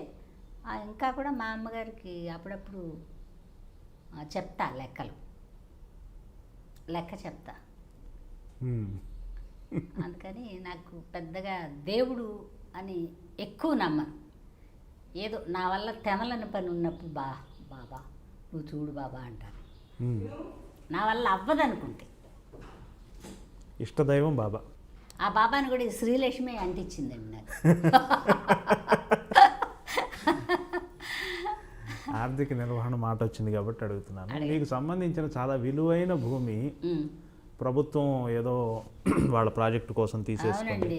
దానికోసం మీరు పోరాడి వదిలేశారంటారు, నిజమేనా? పోరాటం అంటే పెద్ద పోరాడలేదండి. మా తమ్ముడు వచ్చి రాజశేఖర రెడ్డి గారిని అడుగు రాసేది, నేను వెళ్ళి అడగను, ఆ పక్కన ఉంది కూడా ఇచ్చేయమంటారు, ఎందుకు తలకాయ నొప్పి. ఎన్ని ఎకరాలు పోయి? 2.5 ఎకరాలు ఎంతో వేశారండి, 275 ఎకరాలు. అప్పట్లో బాగా రేటు ఉందండి. ఎకరం 1.5 అలా ఇళ్ల స్థలాలకు వేసే దగ్గరలో ఉంది అది. అది కంకిపాటిలో అండి. అది అంతవరకు పేదలకు ఇవ్వడానికని అందరూ తీసామన్నారు. హైకోర్టులో ఇంకా నడుస్తున్నట్టుందండి. పేదలకు ఇవ్వలేదా? ఏమండి, మాగాణి భూమిలో పేదలు ఏం గుడిసెలు వేసుకుంటారు చెప్పండి. అయినా కూడా అన్నారు, మా తమ్ముడు అన్నాడు, అరే హైకోర్టులో వేస్తానంటున్నారు, వెయ్యి, మందైతే వస్తుంది, మంద కాకపోతే అణన్నారో బేడద్దున మనం 100 కంటే 10 పైసలు ఎక్కువ ఇస్తాడు కదా గవర్నమెంట్ అయినా, పోనీ ఒక 100 దీపాలు వెలుగుతాయి, ఏముంది. ఎవడు గుడిసేసుకున్న దీపం పెట్టకుండా ఉండడు కదండి. అంతే అంతే. ఈ 100 గుడిసెలు ఉన్నది మా పొలమే అని చెప్పుకోవచ్చు. డబ్బులు తీసుకుని కూడా ఉంటే ఉంటుంది, లేదంటే లేదు. వాళ్ళని నేను రిక్వెస్ట్ చేయనురా, నేను రిక్వెస్ట్ చేయనండి, దేనికి అప్లికేషన్ పెట్టను, నా కోసం పెట్టను. మీకేమన్నా సహాయం అనుపూర్ణ గారు పలానా వాళ్ళు చెప్తే అవుతుందండి అంటే మీకోసం వెళ్ళి అడుగుతాను, మీకు ఉపయోగపడుతుందంటే అడుగుతానండి. నేను ఒకవేళ అప్లికేషన్ అడిగినా నాకు ఉపయోగించుకునే తెలివితేటలు లేవు. తర్వాత ఇంకేం బిజినెస్లు లేవండి.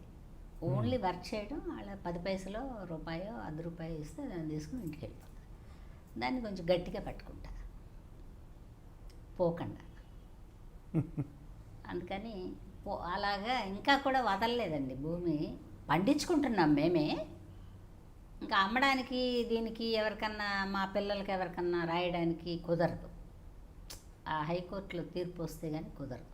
మరి హైకోర్టు తెలంగాణలో ఉండగా తీర్పు ఇస్తాడో తెలియదు, ఆంధ్రప్రదేశ్ కట్టి నాకు ఇస్తాడో తెలియదు, ఎప్పుడు ఇస్తాడో తెలియదు. బట్ పంట అయితే పండించుకుంటున్నారండి. కనీసం అంతవరకన్నా అంతే. ఫోన్లేండి, మంద కాంతి అయితే పోతుందేముంది. సహజంగా ఆర్టిస్ట్గా సెటిల్ అయినాక ప్రతి ఆర్టిస్ట్కి కలిగే కోరిక ఏంటంటే నిర్మాత అవ్వాలని లేకపోయినా పక్కన ఉన్న వాళ్ళు కొంచెం పుల్లగేస్తూ ఉంటారు. అందులోకి వెళ్ళి కొంతమంది సక్సెస్ అయ్యారు, కొంతమంది సక్సెస్ కాలేకపోయారు. చలపతిరావు గారు లాంటి వాళ్ళు సక్సెస్ అయ్యారు. అంటే మీ జోనర్లో చెప్తున్నాను. మీకు అలాంటి అభిప్రాయం కలగలేదా? ఎవరు కలిగించలేదా? కలిగిస్తారు కానండి, మనం ఎంతవరకు ఎగరగలమో చూసుకోవాలి. ఇందులో జనరల్గా బిజినెస్ మైండ్ వాళ్ళే కరెక్ట్ అండి. ఓకే. ఆర్టిస్టులకి బిజినెస్ మైండ్ తక్కువ ఉంటుంది. నా సినిమాలో నేను కనపడాలి, నేను మెయిన్గా ఉండాలి అనే తపన తప్పిస్తే బయటికి వెళ్తే ప్రేక్షకుడు ఎంతవరకు మనల్ని రిసీవ్ చేసుకుంటాడు, ఎంతవరకు మనం సక్సెస్ అవుతాం అనేవి తక్కువ ఉంటాయి. అందుకని ఆర్టిస్టు నాకు తెలిసి ప్రొడ్యూసర్ అయితే బాగుండదండి. ఆర్టిస్ట్గానే ఉండాలి, ప్రొడ్యూసర్గానే ఉండాలి. ప్రొడ్యూసర్ వేషం వేసిన ప్రాబ్లమే, ఆర్టిస్ట్ ప్రొడ్యూసర్ అయిన ప్రాబ్లమే. ఎందుకంటే ఆర్టిస్టు ప్రొడ్యూసర్ అయితేనండి పక్క ఆర్టిస్టులతో విరోధాలు వచ్చేస్తాయండి. అలాగా? ఎలా అంటేనండి, ఇప్పుడు నేను ఆర్టిస్టు తీసుకునే అలవాటే, ఇచ్చే అలవాటు తక్కువ కదా. ఓకే. ఇప్పుడు ఏమవుతుందంటే ఫర్దర్గా నా సినిమాలో మీరు మీరు మీరు ఉన్నారనుకోండి, ఒక ₹5 కంటే ఎంఎన్ కిషోర్ గారికి ఎక్కువ ఇస్తే మనకి ప్రాబ్లం అవుద్దాం. అడగవయ్యా, ఎవరినో మధ్యలో పంపిస్తారు. చెయ్యనంటే ఏమన్నా అనుకుంటుందేమో, ఈవిడ ఇంతకాలం నుంచి పరిచయం కదా, సరే కానీ అని ఒక ఇబ్బందితో వస్తారు. ఇట్లా విరోధులు అలా అలా అలా కూడబడతారు. ఆర్టిస్ట్గా ఉన్న లవ్ ఎఫెక్షన్ డిజాల్వ్ అవుతుందండి. ఓకే. ఆర్టిస్ట్కి ఇదే అలవాటు, ఇది లేదు. ప్రొడ్యూసర్కి ఇదే అలవాటు, ఇది డిస్ట్రిబ్యూటర్ల దగ్గర, ప్రేక్షకుల దగ్గర తప్పితే ఆర్టిస్టుల దగ్గర పాపం ఆయనకి చేయి చెప్పే అలవాటు ఉండదు. ఒక పెట్టిలో పెట్టుకోవచ్చు, ఒక కవర్లో పెట్టు ఇవ్వడమే అలవాటు. అందుకని ప్రొడ్యూసర్, ఆర్టిస్టు. రంగుకు మాత్రమే సొంతం అండి ఆర్టిస్టులు, వ్యాపారానికి కాదు నా దృష్టిలో. నిజమే ఉంటుంది, మీరు చెప్పినట్టే జరుగుతుంది. ఎక్కువ మంది ఆర్టిస్టులు ప్రొడ్యూసర్లు ఫెయిల్ అయిన వాళ్ళే ఎక్కువ ఉన్నారు. ఫెయిల్ అవ్వడం అంటేనండి, అందరూ అభివృద్ధిని కోరుకోరండి. ఇప్పుడు ఆయన ఎవరో నన్ను పిలిచి ఒక 50 రూపాయలు ఇస్తున్నాడు అనుకోండి, మీరు 20 రూపాయలు ఇస్తానన్నా మొహమాటం తీసేయలేక వచ్చి పని చేస్తా, వీడు మాత్రం అన్నీ తీసుకుంటాడు, నాకు మాత్రం 10 రూపాయలు ఇస్తున్నాడు అనుకుంటానే పని చేస్తారండి. ఇది కూడా మేలు ఇవ్వదండి. పోనీ దానికి ఆపోజిట్ మైండ్ ఉన్నా కూడా ఇబ్బంది. ఇప్పుడు సావిత్రి గారు ప్రొడ్యూసర్గా ఉన్నప్పుడట అడిగిన వాళ్ళకి అడిగినంత ఇచ్చేశారట. ఆ రోజుల్లో అండి ఆవిడ మహాతల్లి, కరెక్ట్గా చెప్పాలి. చూసారా మీరు? చేశారా? ఆవిడ చూశాను కానీ పెద్దగా చేయలేదు ఆవిడతో. ఆవిడకి బయట ప్రపంచం అప్పట్లో సినిమా వాళ్ళు ఇలా రోడ్ల మీద ఎప్పుడండి వచ్చారు, బయట ప్రపంచం తక్కువ తెలుసు. తర్వాత ఎంత నిలవందో కూడా ఆవిడకి తెలియదు, ఎంత లాస్ అయ్యారో కూడా తెలియదు. తర్వాత అప్పట్లో ఇప్పుడంత డిమాండింగ్ లేవులేండి, ఎక్కువ రోజులు షూట్ చేసిన మూలాన నష్టపోయారు సావిత్రి గారు. బేసికల్గా మంచి మనిషి అని అందరూ చెప్తారు. నేను 1-2 సార్లు చూశాను, చాలా ఇన్నోసెంట్గా అనిపిస్తారండి అన్ని సినిమాలు చేసినా కూడా. అంటే నటి అయినాక ఈ సుదీర్ఘ నట ప్రయాణంలో మీకు మధుర క్షణాలు ఏంటి చెప్పండి? ఇప్పటిదాకా నేను ఇవాళ ఒక్కరోజే బాగుందనేది ఏం అనిపించలే నాకు. ప్రతిరోజు బాగానే ఉంది. బాగుంటుందండి. ఎందుకు, నేను ఒక 10-15 డేస్ ఇంట్లో ఉన్నాను అనుకోండి, అప్పుడు ఆలోచిస్తాను, ఏంటి నేను ఇలాగ మూట కట్టి మూల పడేసిన ఇడిచిన బట్టల మూటలాగా ఇక్కడే పడి ఉన్నాను, 10 రోజులైంది 15 రోజులైంది బయటకు వెళ్ళలేదు అనుకుంటాను తప్పిస్తే చాలా ఆనందమైనవి అని ఏం ఆలోచించలేదండి. ఎందుకు, బాగానే ఉందిగా వచ్చినప్పటి నుంచి. వెతుకులాట ఉంటే ఇదేదో బాగుంది అనుకుంటారు కానీ నేను అసలు వెతకనే లేదు. నేను నా పాటికి నేను చిన్న రెమ్యునరేషన్తో నాటకాలు వేసుకునేదాన్ని. అంటే మీకు ఉదాహరణకు చెప్తాను. అసలు నాటకంలోకి ఎలా వచ్చారు, ఎలా చేశారు? నాటకంలోకి ఎలా వచ్చానంటానండి, మా కుటుంబంలో కొంచెం చిన్న ప్రాబ్లంలు ఉండి మేము తెనాలికి వెళ్ళాం. విజయవాడ, అసలు ఊరు విజయవాడ. విజయవాడ నుంచి తెనాలిలో ఇలాగా వీధుల మీద అరుగులు ఉంటాయి, వాటి మీద కూర్చుంటారు సాయంత్రం అయితే. ఇప్పుడు కదా పోకిరి అబ్బాయిలు ఎక్కువయ్యారు, అప్పట్లో పోకిరీలు ఎక్కడున్నారు, మామూలుగా ఉండే అందరు కూర్చుంటే కోటినాగయ్య అని ఒక అతను చెలికత్తెల వేషాలు అవి ఇవి వేసేవాళ్ళు. అప్పట్లో పౌరాణికాలే ఎక్కువ ఉండేవండి, రామాంజనేయ యుద్ధం అవి ఇవి అన్నీ ఉండేవి. తెనాల్లో అతను వెళ్తా ఈ పాప ఎవరమ్మా అంటే మా అమ్మాయే అంది. మా అమ్మ నాటకాల్లో వేషాలు వేయించకూడదు అన్నాడు. అంటే కొంచెం ఒక టైప్లో ఉంటాడు అనమాట మనిషి. అంటే దానికి ఏం చేత అవుతుంది, స్కూల్కి వెళ్ళమంటేనే వెళ్ళదు, అది వద్దులే. కాదమ్మా, ఒక నాటకంలో ఒక అమ్మాయిని పెట్టుకుంటే ఆ అమ్మాయి ఏమో ఎవరినో ప్రేమించి వెళ్ళిపోయింది, అందుకని వాళ్ళకి ఒక 2 ఉన్నారు అందులో అమ్మాయిలు, ఈ పాప అయితే బాగుంటుంది. అప్పటికి నాకు ఓ 13 ఏళ్ళు ఉంటాయేమో అండి. ఈ పాప బాగుంటుంది, వాళ్ళే అన్నీ చూసుకుంటారమ్మా అంటే ఏం రాదయ్యేదానికి, డైలాగులన్నా చదువుకోవాలి కదా, అంత పరిజ్ఞానం కూడా లేదు. ఎలాగా, నేను కొంచెం ఇన్నోసెంట్గానే ఉండేదాన్ని. ఎలాగా అంటే వాళ్ళే నేర్పించుకుంటారమ్మా. వచ్చిందా అప్పటికి? చదువుకుంటున్నానండి, కానీ మనకి ఈ నాటకాలు ఇవన్నీ అవి కష్టం కదండి. అవి ఒక పేర్లు ఉంటాయి, ఈ పక్కన సీతారాముడు. నేనా 8th వరకు ఏమో వెళ్ళానండి. అది కూడా డుమ్మాలే అండి, ఎగ్గొట్టుకుంటానే వెళ్తా. పెద్ద ఏమో అప్పుడు కూడా ఈ బెజవాడలో ఉన్నప్పుడు మాకు బరిగొడ్లు అన్నీ ఉండేవి, పాలు తీసుకుని వెళ్ళేదాన్ని నేను. ఎక్కడ బందర్లాకుల దాకా వచ్చేదాన్ని. మేము కృష్ణలంకలో ఉండేవాళ్ళం. అక్కడ శేష్ కుమార్ వాళ్ళని పౌరాణిక నాటకాలు పొద్దున్నే ప్రాక్టీస్ చేసేవాళ్ళు, వాళ్ళు హార్మోని పెట్టుకుని పద్యాలు. ఆ కిటికీ పట్టుకుని ఈ పాల మాట ఎట్టన్నా ఉండి అది చూసి ఎప్పుడన్నా ఇలా పాడాలి, ఎప్పుడన్నా ఇలా పాడాలి, ఏమీ తెలియదు. బట్ ఏదో ఆ మధురమైన ఆ పద్యాలు విజయాలు పాడుతుంటే అలా చూసుకుని అలా నిలబడి లేటుగా పాలు తీసుకుని వెళ్ళి వాళ్ళు మా అమ్మ వాళ్ళకి చెప్పి మా వాళ్ళందరూ నన్ను కొట్టి నాటకం ఎక్కడన్నా ఉందంటే వెళ్ళిపోయేదాన్నండి. నాతో ఏమన్నా పని చేయించుకోవాలంటే గవర్నర్పేట సెంటర్లో ఏంటో పందిళ్ళు వేస్తున్నారే అనేవాడు మా నాన్న. పందిళ్ళు వేస్తున్నారంటే నాటకమేమో. బాలనాగమ్మ మహా ఇష్టం అండి నాకు. అప్పుడు సంగు అలాగా ఒక మాయల్ పకీరు. అవును అవును అవును. అప్పుడు అదేదో అక్కడ వెళ్ళి సగం వరకు చూసి అక్కడే పడి నిద్ర. మా వాళ్ళు వచ్చి ఎత్తుకుని తెచ్చుకునేవాళ్ళు. పని చేయించుకోవాలంటే ఇలా మోసం చేసేవాళ్ళు నన్ను. ఇంట్లో ఏమన్నా పని అనుకోండి అస్సలు ముట్టుకునేదాన్ని కాదు. అక్కడ ఏంటో పందిళ్ళు వేస్తున్నారే, ఏంటో మరి ఏమన్నా నాటకాలు వేస్తారో ఏంటో అనేవాడు మా నాన్న. సాయంత్రం నాటకానికి వెళ్ళిపోవాలి కదండి. బందరకాలం అవతలకి, మేము బందరకాలం యువతల. ఎక్కడి నుంచి తిరిగి వెళ్ళాలి తెలుసండి. ఇప్పుడు ఊరంతా పందిళ్ళు వేసినట్టు వేశారు వంతెనలో. మా చిన్నతనంలో ఆ బందర్లాకుల దగ్గర ఒకటే వంతెన ఉండేది. దాని నుంచి తిరిగి అలా వెళ్ళాలి గవర్నర్పేట వెళ్ళాలంటే. ఓకే, అలా కష్టపడ్డానండి చూసి చూసి. వెయ్యాలనేది లేదు. వెయ్యాలనేది పాపం ఇతను ఈ కోటినాగయ్య అనే అతను ఫస్ట్ నాటకానికి. ఫస్ట్ నాటకం అది మన పాలేరు నాటకం బోయి భీమన్న గారిది. దాని తర్వాత పినిశెట్టి శ్రీరామూర్తి గారిది పల్లెపడుచు. అప్పుడు అవే 13 ఏళ్ల వయసులోనే అందులో ఏంటంటారండి, చదువుకుంటానికి వెళ్ళే ఒక జమీందారు గారి అమ్మాయి. ఆ తర్వాత పెద్దదవుతుంది, లంగా ఓణీలు వేసుకుంటుంది. ఈ అమ్మాయి దగ్గర పాలేరుగా ఈ పుస్తకాలు అవి మోసుకొచ్చేవాడు కలెక్టర్ అవుతాడు. బడి బయట కూర్చుంటాడు కదండి. కూర్చుని ఆ పాఠాలన్నీ విని విని విని విని వాడు కొంచెం అటా చదువుకుని వాడు కలెక్టర్ అయి వస్తాడు. ఆ కలెక్టర్ని ఆ రోజుల్లో కులాంతర వివాహం, ఈ అమ్మాయి అతన్ని చేసుకోవాలనుకుంటుంది.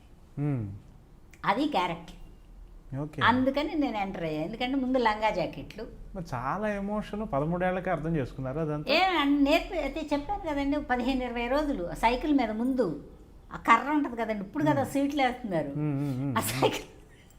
ఆ సైకిల్ మీద కూర్చుని 15-20 కిలోమీటర్లు అండి ఆ రిహార్సల్ చేసే ఊరు.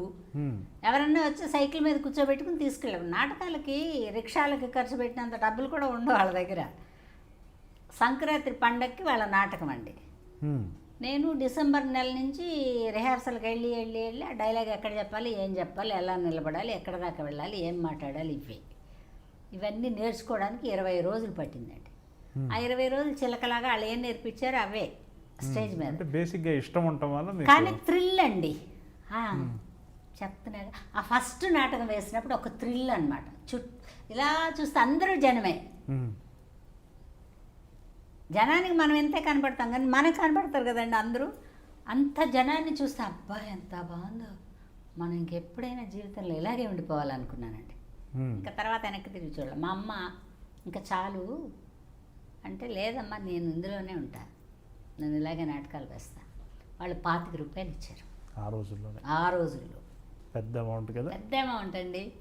లైఫ్లో ఫస్ట్ నేను 25 రూపాయలండి అంటే ఇప్పుడు కూడా ప్రేమిస్తానండి. 25ని 100 రూపాయల కంటే 25 రూపాయలని ఎక్కువ ప్రేమిస్తాను. నా ఫస్ట్ రెమ్యునరేషన్ అది. అంటే తెలియని వయసులో అదొక థ్రిల్లు. అది థ్రిల్ అని ఇప్పుడు మీరు అడిగాక గుర్తొస్తుంది నాకు. ఆ జనాన్ని, ఆ నాటకం, అవన్నీ. అది మాత్రం ఆ పాప కోటినాగయ్య అని అతనికి థ్యాంక్స్ చెప్పుకో. ఆ తర్వాత ఆ నాటకం అంతే అండి. అలా వరుసనే నేను చాలా సన్నగా చక్కగా ఉండేదాన్నేమో అండి. అప్పుడు నాటకాలకి ఏదో కొంచెం ఒకలాగా ఉండే మనుషులే వచ్చేవాళ్ళు. చాలా బాగుండేవాళ్ళు తక్కువ వచ్చేవాళ్ళు. అందుకని ఇంకా పిలవడం మొదలుపెట్టాను. అలా అలా అలా అలా 1500, 2000 నాటకానికి తీసుకునేంత అన్నీ ఈ సాంఘిక నాటకాలే. సంధ్యారాగంలో శంఖారావం, భయం, ఆత్రేయ గారి భయం, చాలా శ్రీమంతుడు, ఇట్లాంటివన్నీ చాలా నాటకాలు ఒక 7-8 ఏళ్ళు బాగా బిజీ చేశానండి. మధ్యలో సినిమాకి వెళ్ళి వస్తూ ఉండేవాళ్ళు. సినిమాకి 5 ఏళ్ల తర్వాత పిలిచారండి. అదే మీ పిలిచే క్రమంలో దాసనారాయణరావు గారు అసిస్టెంట్ ఒక డైరెక్టరు. అసిస్టెంట్ కాదండి, మా ఆయన పత్రికలో పనిచేసేవాడు. మీకు పరిచయం లేదు. రెడ్డి గారు కాదండి, జగదీష్ అని అతను ఏం చెప్పాడంటే, ఉమా ముందు నవశక్తి గంగాధరరావు గారి సినిమా హీరోయిన్ నీడలైనాడదని నూతన ప్రసాద్ గారు నేను ఒకసారి ఎంటర్ అయ్యాను. ఆయన నా హస్బెండ్, నేను వైఫ్. ఈ ప్రభా హీరోయిన్ నా చెల్లెలు.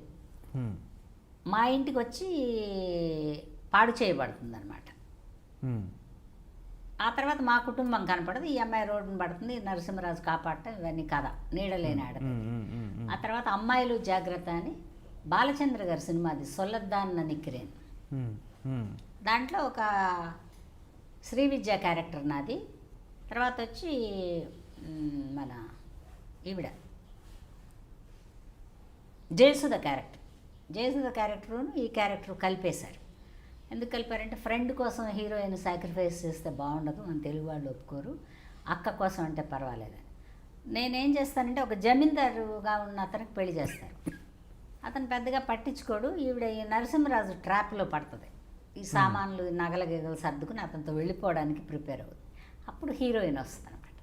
హీరోయిన్ వచ్చి అక్క జీవితాన్ని కాపాడి అది నరసింహరాజుతో అటాచ్ అవుతుంది. అలా ఒక క్యారెక్టర్ పెట్టారు. కళ్ళజోడు ఉంటుంది, నత్తి ఉంటుంది నాకు ఆ క్యారెక్టర్. అది కూడా హీరోయినే, 3 హీరోయిన్లు అండి. అంటే పాటలు పాడే ఆనంద్ వైఫ్ ఒక హీరోయిన్ సుజాత, ప్రభ ఒక హీరోయిన్, నేను ఒక హీరోయిన్. ఈ సెక్రటరీలో ఫ్రెండ్ రోల్ ఎట్లా వచ్చింది? ఆ సినిమా నాటకాల్లో చేస్తున్న రోజుల్లోనే చేశారు నాయుడు కదా? గారు వాళ్ళు విజయవాడకి వస్తారు కదండి, డిస్ట్రిబ్యూటర్లు అక్కడే కదా ఉన్నారు. ఏదన్నా మీటింగులు పెట్టినప్పుడు అంతా పిలుస్తారు మమ్మల్ని, అందరూ గ్యాదరింగ్ కావాలిగా, ఉమ్, ఈ లోకల్ కళాకారులందరినీ పిలుస్తుంటారు.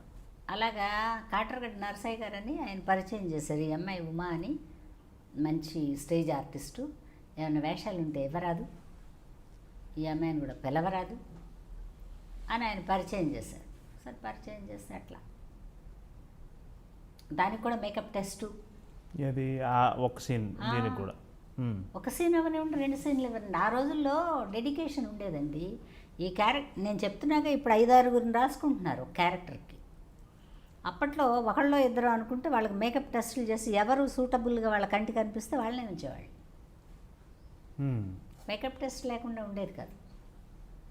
ముందు మేకప్ టెస్టు, వాళ్ళు ఏం గెటప్ అనుకున్నారు, ఆర్ట్ డైరెక్టర్ వేసి ఇచ్చిన గెటప్ ఆ పేపర్ పెట్టుకుని మనం రెడీ చేసిన తర్వాత ఒక ఫోటో తీసి ఒక స్టిల్ ఫోటోగ్రాఫర్ ఈ సైడు ఎదురు తీసి ఆ ఫోటోలు ఇవన్నీ టేబుల్ మీద ఉంటే డైరెక్టరు, ప్రొడ్యూసరు,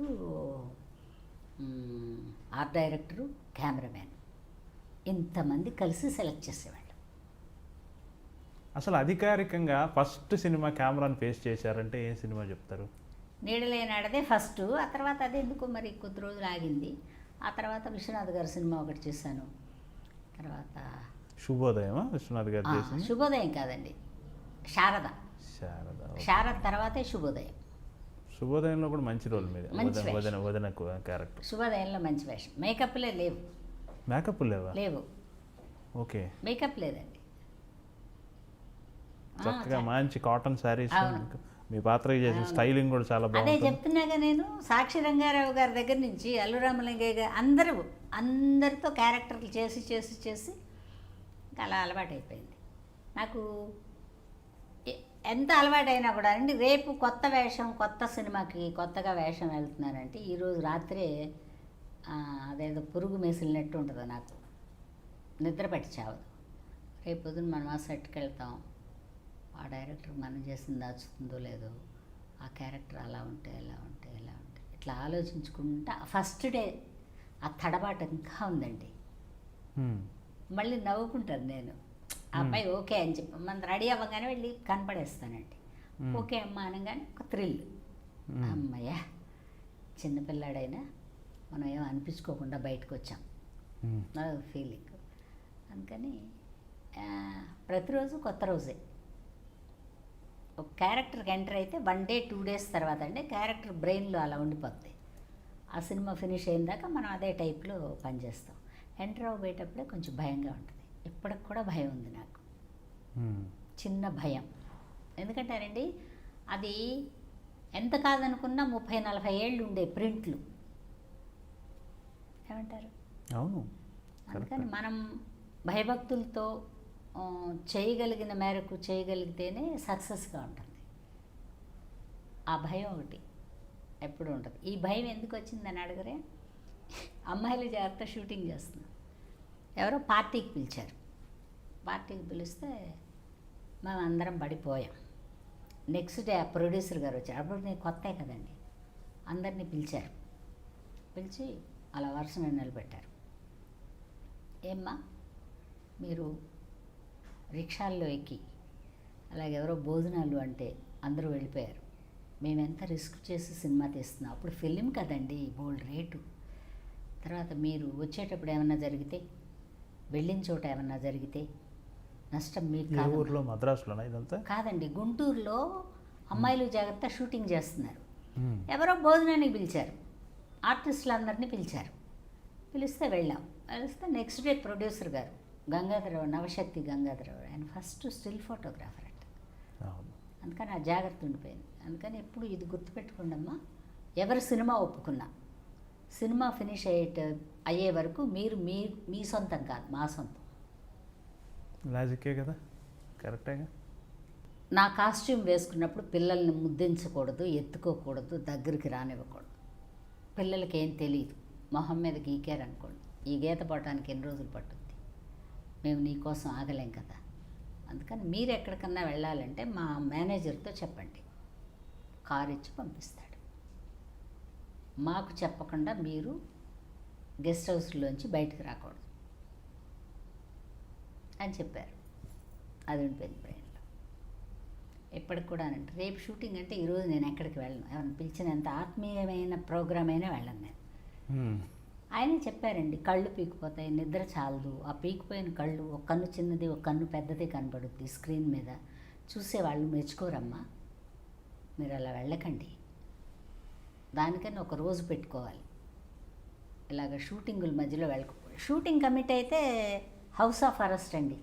మీరు కాదు, ఎవరికైనా ఎనీ ఆర్టిస్ట్కి, ప్రొడ్యూసర్కి కష్టం కలిగేలా మనం ఉండకూడదు కదండి. మనకి ప్రయత్నం అంతా చేసుకున్న ప్రయత్నం అంతా మనం అభివృద్ధికి వచ్చేసాం. ఇప్పుడు మన ఇష్టం అనుకోకూడదు. ఇప్పుడు కూడా వాళ్ళ హ్యాండ్ వరే మనం ఏ సినిమా ఒప్పుకున్నా. పైగా 1 గంట అండి వెళ్ళొస్తానండి అని అడిగే అలవాటు ఇప్పటికి లేదు. ఆయన చెప్పింది అలా ఉండిపోయింది నాకు బ్రెయిన్లో. ఆ ప్రొడ్యూసర్ గారు పుణ్యాత్ముడు, ఆయన పైకి వెళ్ళిపోయారు. ఏ తల్లికి పుట్టాడో తెలియదుగా నాకు ఆ జ్ఞాపకం ఉండిపోయింది. నిజమండి, డెడికేషన్ ఉండేది పాత రోజుల్లో. స్వర్గం నరకం రోజులు గుర్తున్నాయా? ఉన్నాయండి, స్వర్గం నరకం రోజులు కూడా గుర్తున్నాయి. ఆ హీరో గారికి మీరు, మోహన్ బాబు గారికి మీరు హీరోయిన్, తర్వాత కాలంలో తల్లిగా కూడా వేశారు. అవును, అసెంబ్లీ రౌడీ. ఏమిటి మీ ఫీలింగ్ ఆయన చూస్తే? ఏ ఫీలింగ్ ఉండదండి. అప్పుడేగా హీరో వేస్తున్నాడు. అనుకున్నారా మోహన్ బాబు గారు అంత స్థాయికి వెళ్తారని? అనుకున్నానండి. ఎందుకంటే నాకు ఎవరన్నా మేకప్ చేసుకుని రెడీ అయిపోతే ఆ మనుషుల్ని చూస్తాను, నా మైండ్లో ఒకటి అనిపిస్తుంది, వీళ్ళు చాలా కాలం ఉంటారు, చాలా కాలం పనికొస్తారు వీళ్ళు అని అనుకున్న ప్రతి వాళ్ళు ఉన్నారండి ఇండస్ట్రీ. ఎవరెవరు చెప్పండి?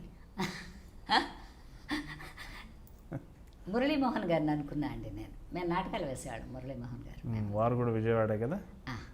ఆయనతో కూడా నాటకాలు వేసాను నేను. రాజబాబు గారు అప్పుడు ఆయన పేరు. ఆయన అనుకున్నాను, చాలా కాలం ఉంటాడు ఈయన ఇండస్ట్రీలో అని. మోహన్ బాబు గారిని అనుకున్నాను. తర్వాత ఈ మేకప్ టెస్టులు చేసినప్పుడు ఎవరెవరు ఉంటే చూస్తానండి నేను అలా చూసి అంచనా వేసుకు చాలా కాలం ఉంటాడు ఈయన ఆర్టిస్ట్. ఏ వేషం అన్నా వేయనివ్వండి, అది వేరే విషయం. మోహన్ బాబు గారికి విగ్గు పెట్టగానే బోల్డంత అందం వస్తుందండి. ఓకే.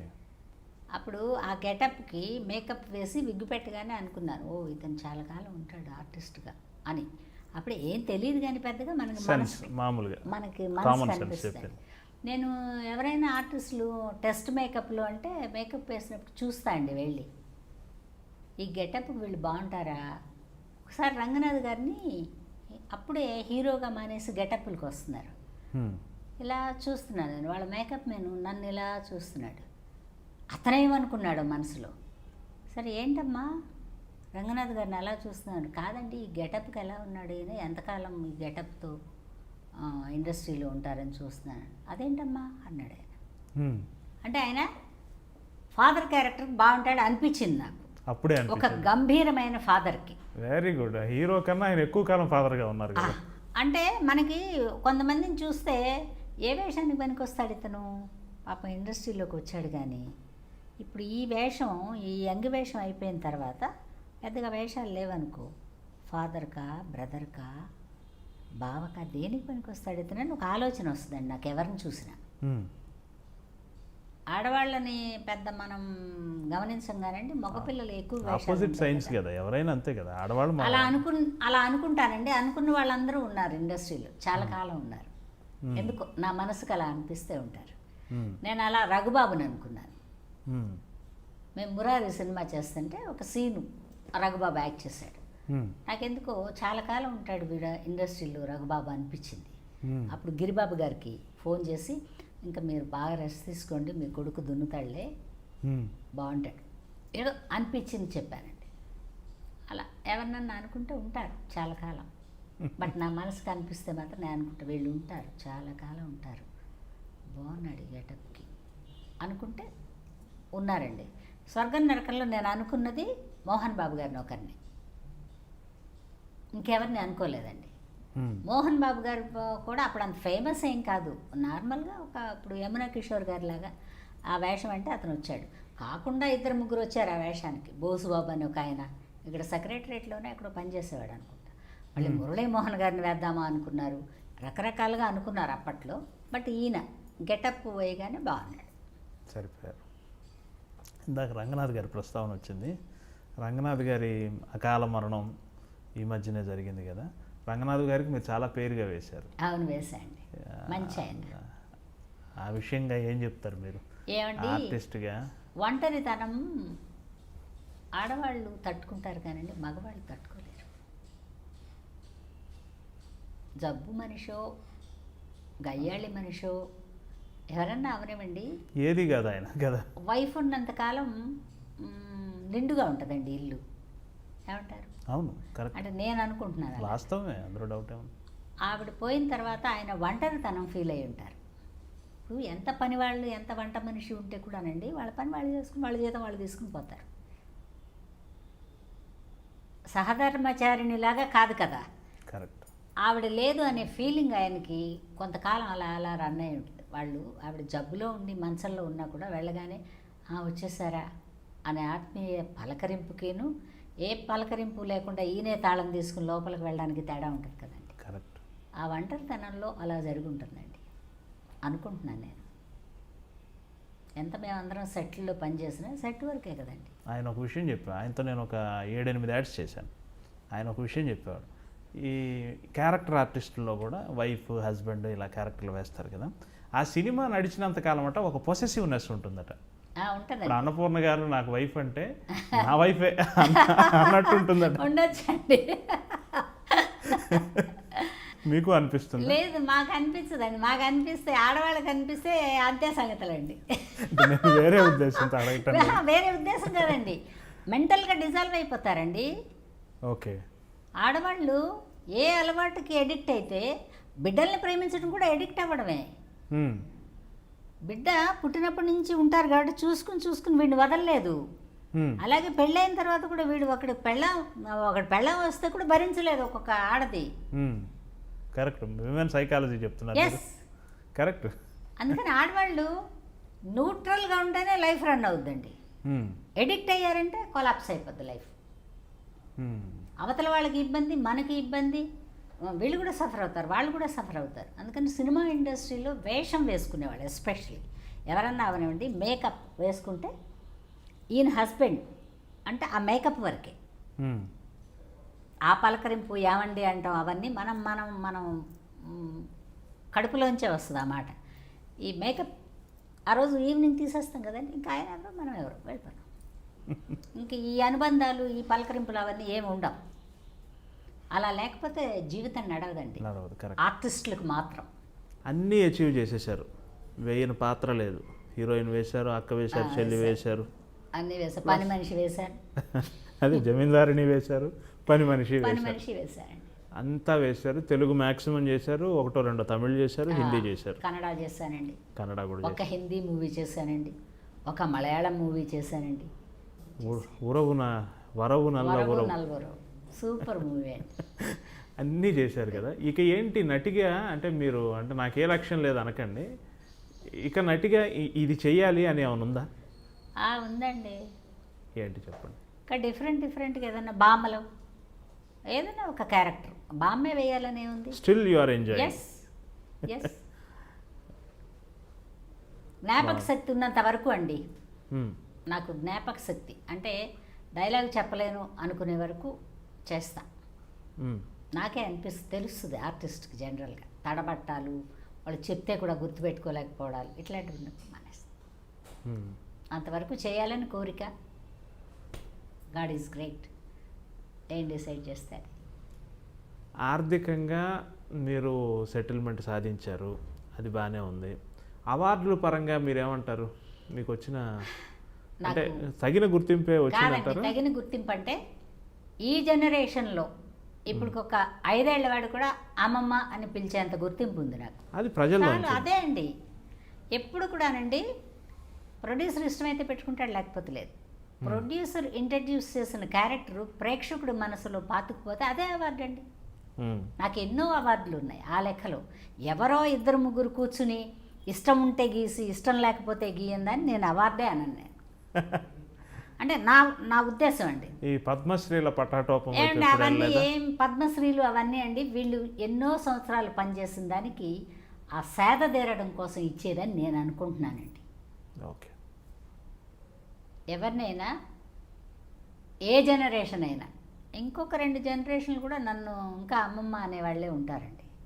ఎందుకంటే వాళ్ళ తండ్రి చూస్తాడు నా సినిమా, అప్పుడు తండ్రి కోసమైనా పిల్లాడి పక్క నుంచి ఇలా చూస్తాడు, గుర్తిస్తాడు నన్ను.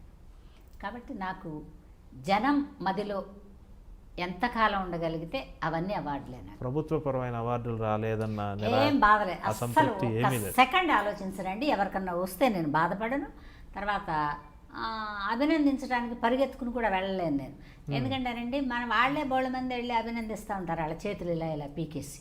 ఉండే 2 చేతులు మనం ఎందుకు ఎక్కడ వెళ్ళి ఎక్కడన్నా కనపడితే అభినందిస్తారు. ఎందుకంటే వాళ్ళు మంచి నటులు, మంచి డైరెక్టర్లు, మంచి ఉన్నతమైన వాళ్ళు అని మన మైండ్లో ఉంది కదండి. మనం ఎక్కడ కనపడ్డా ఇలా అంటాం.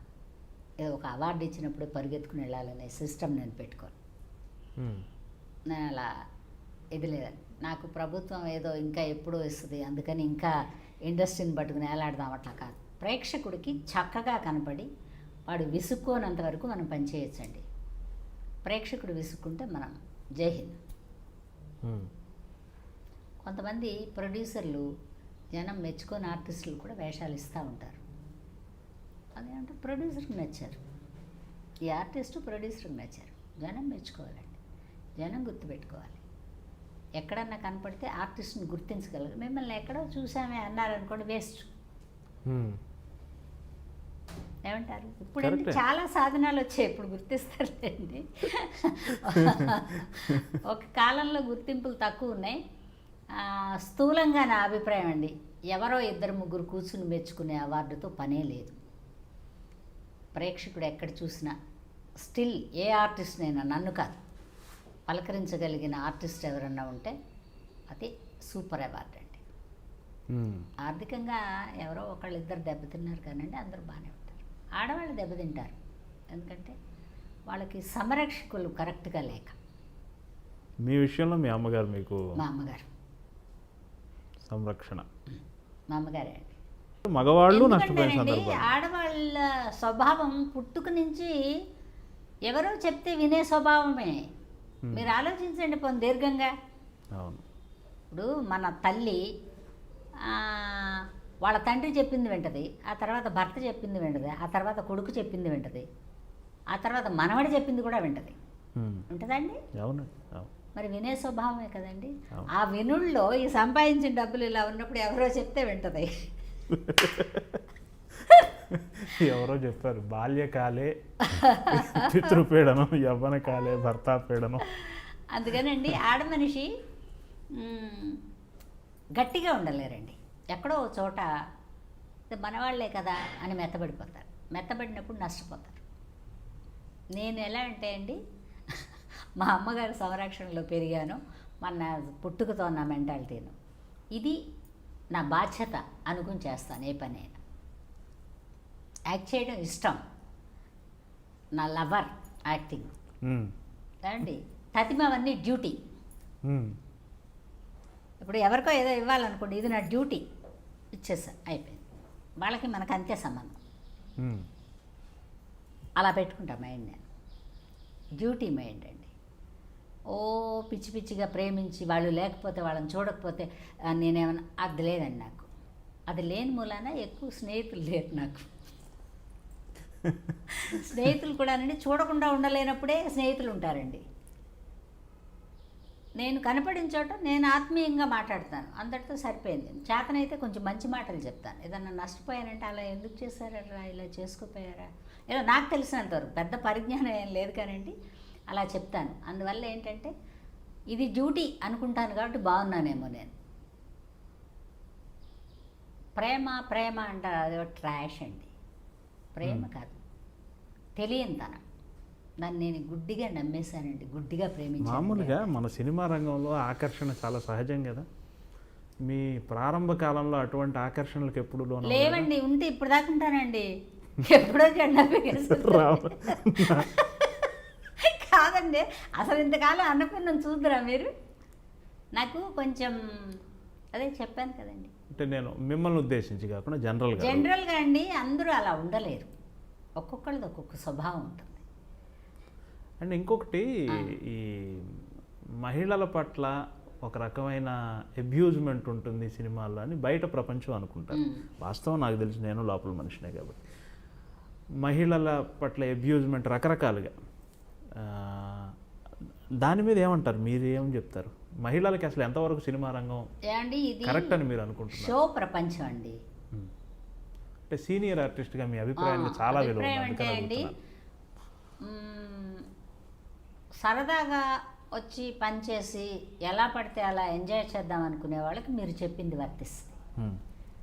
ఇది డ్యూటీ, నా కోసం, నా కుటుంబం కోసం నేను పనిచేసుకుంటున్నాను, నేను చాలా కాలం ఇక్కడే ఉండాలి, ఇండస్ట్రీలో ఉండాలి, వెరీ గుడ్ అని అనుకున్న వాళ్ళకి మీరు చెప్పింది వర్తించదు. బ్రహ్మాండమైన సమాధానం. దీన్ని పనిలాగా భావించాలి, వృత్తిలాగా భావించాలి. ఇది నా వృత్తి, నా ప్రాణం. కరెక్ట్ కరెక్ట్ అండి. అనుకున్న వాళ్ళకి మన ఇండస్ట్రీకి వచ్చే అమ్మాయిలు కూడా ముందు తెలుసుకోవాల్సింది అది. మేము అడ్వర్టైజ్మెంట్లో కూడా చాలా మంది మోడల్స్ చూస్తూ ఉంటాం కదా. తర్వాత రేపుని ఎవరు ప్రేమించట్లేదండి. రేపు ఒకటి ఉంది, అదే తీపి. రేపుని ప్రేమించట్లే. ఈరోజే, ఇప్పుడు ఈ క్షణంలో జరిగిపోవాలి అనుకున్నప్పుడు ఇలాంటివన్నీ జరుగుతాయి. ఈ క్షణాన్ని ప్రేమించకూడదు. మనకి రేపు కూడా ఒకటి ఉంది, తప్పకుండా ఉంటాం అనే నమ్మకం ఉన్నప్పుడు లైఫ్ ఎప్పుడు స్టాండర్డ్గా వెళ్తుందండి. నమ్మకం. Yes. Very good, very good. చాలా గొప్పగా చెప్పారు, చాలా చాలా టైం ఇచ్చారు. అండ్ మీకు చాలా కృతజ్ఞతలు తెలియజేస్తున్నాను. మరోసారి మళ్ళీ అవకాశం ఉంటే మిమ్మల్ని కలుసుకోవాలి. ఓకే అండి, థ్యాంక్ యూ. కాఫీ చల్లారిపోతుంది, నా చేతితో మీకు అలా నేను కాఫీ ఇచ్చేస్తాను. Thank you very much. Okay అండి. తెలిసి తెలియక ఏమన్నా మీకు నచ్చని చెప్పుంటే యమున కిషోర్ గారిని, నన్ను, ఇద్దరిని క్షమించేయండి. అంతే, నా తరపున కూడా మేడమే చెప్పేశారు. నేను మీ అనుకున్న ఐ డ్రీమ్ ఛానల్కి సబ్స్క్రైబ్ చేయండి.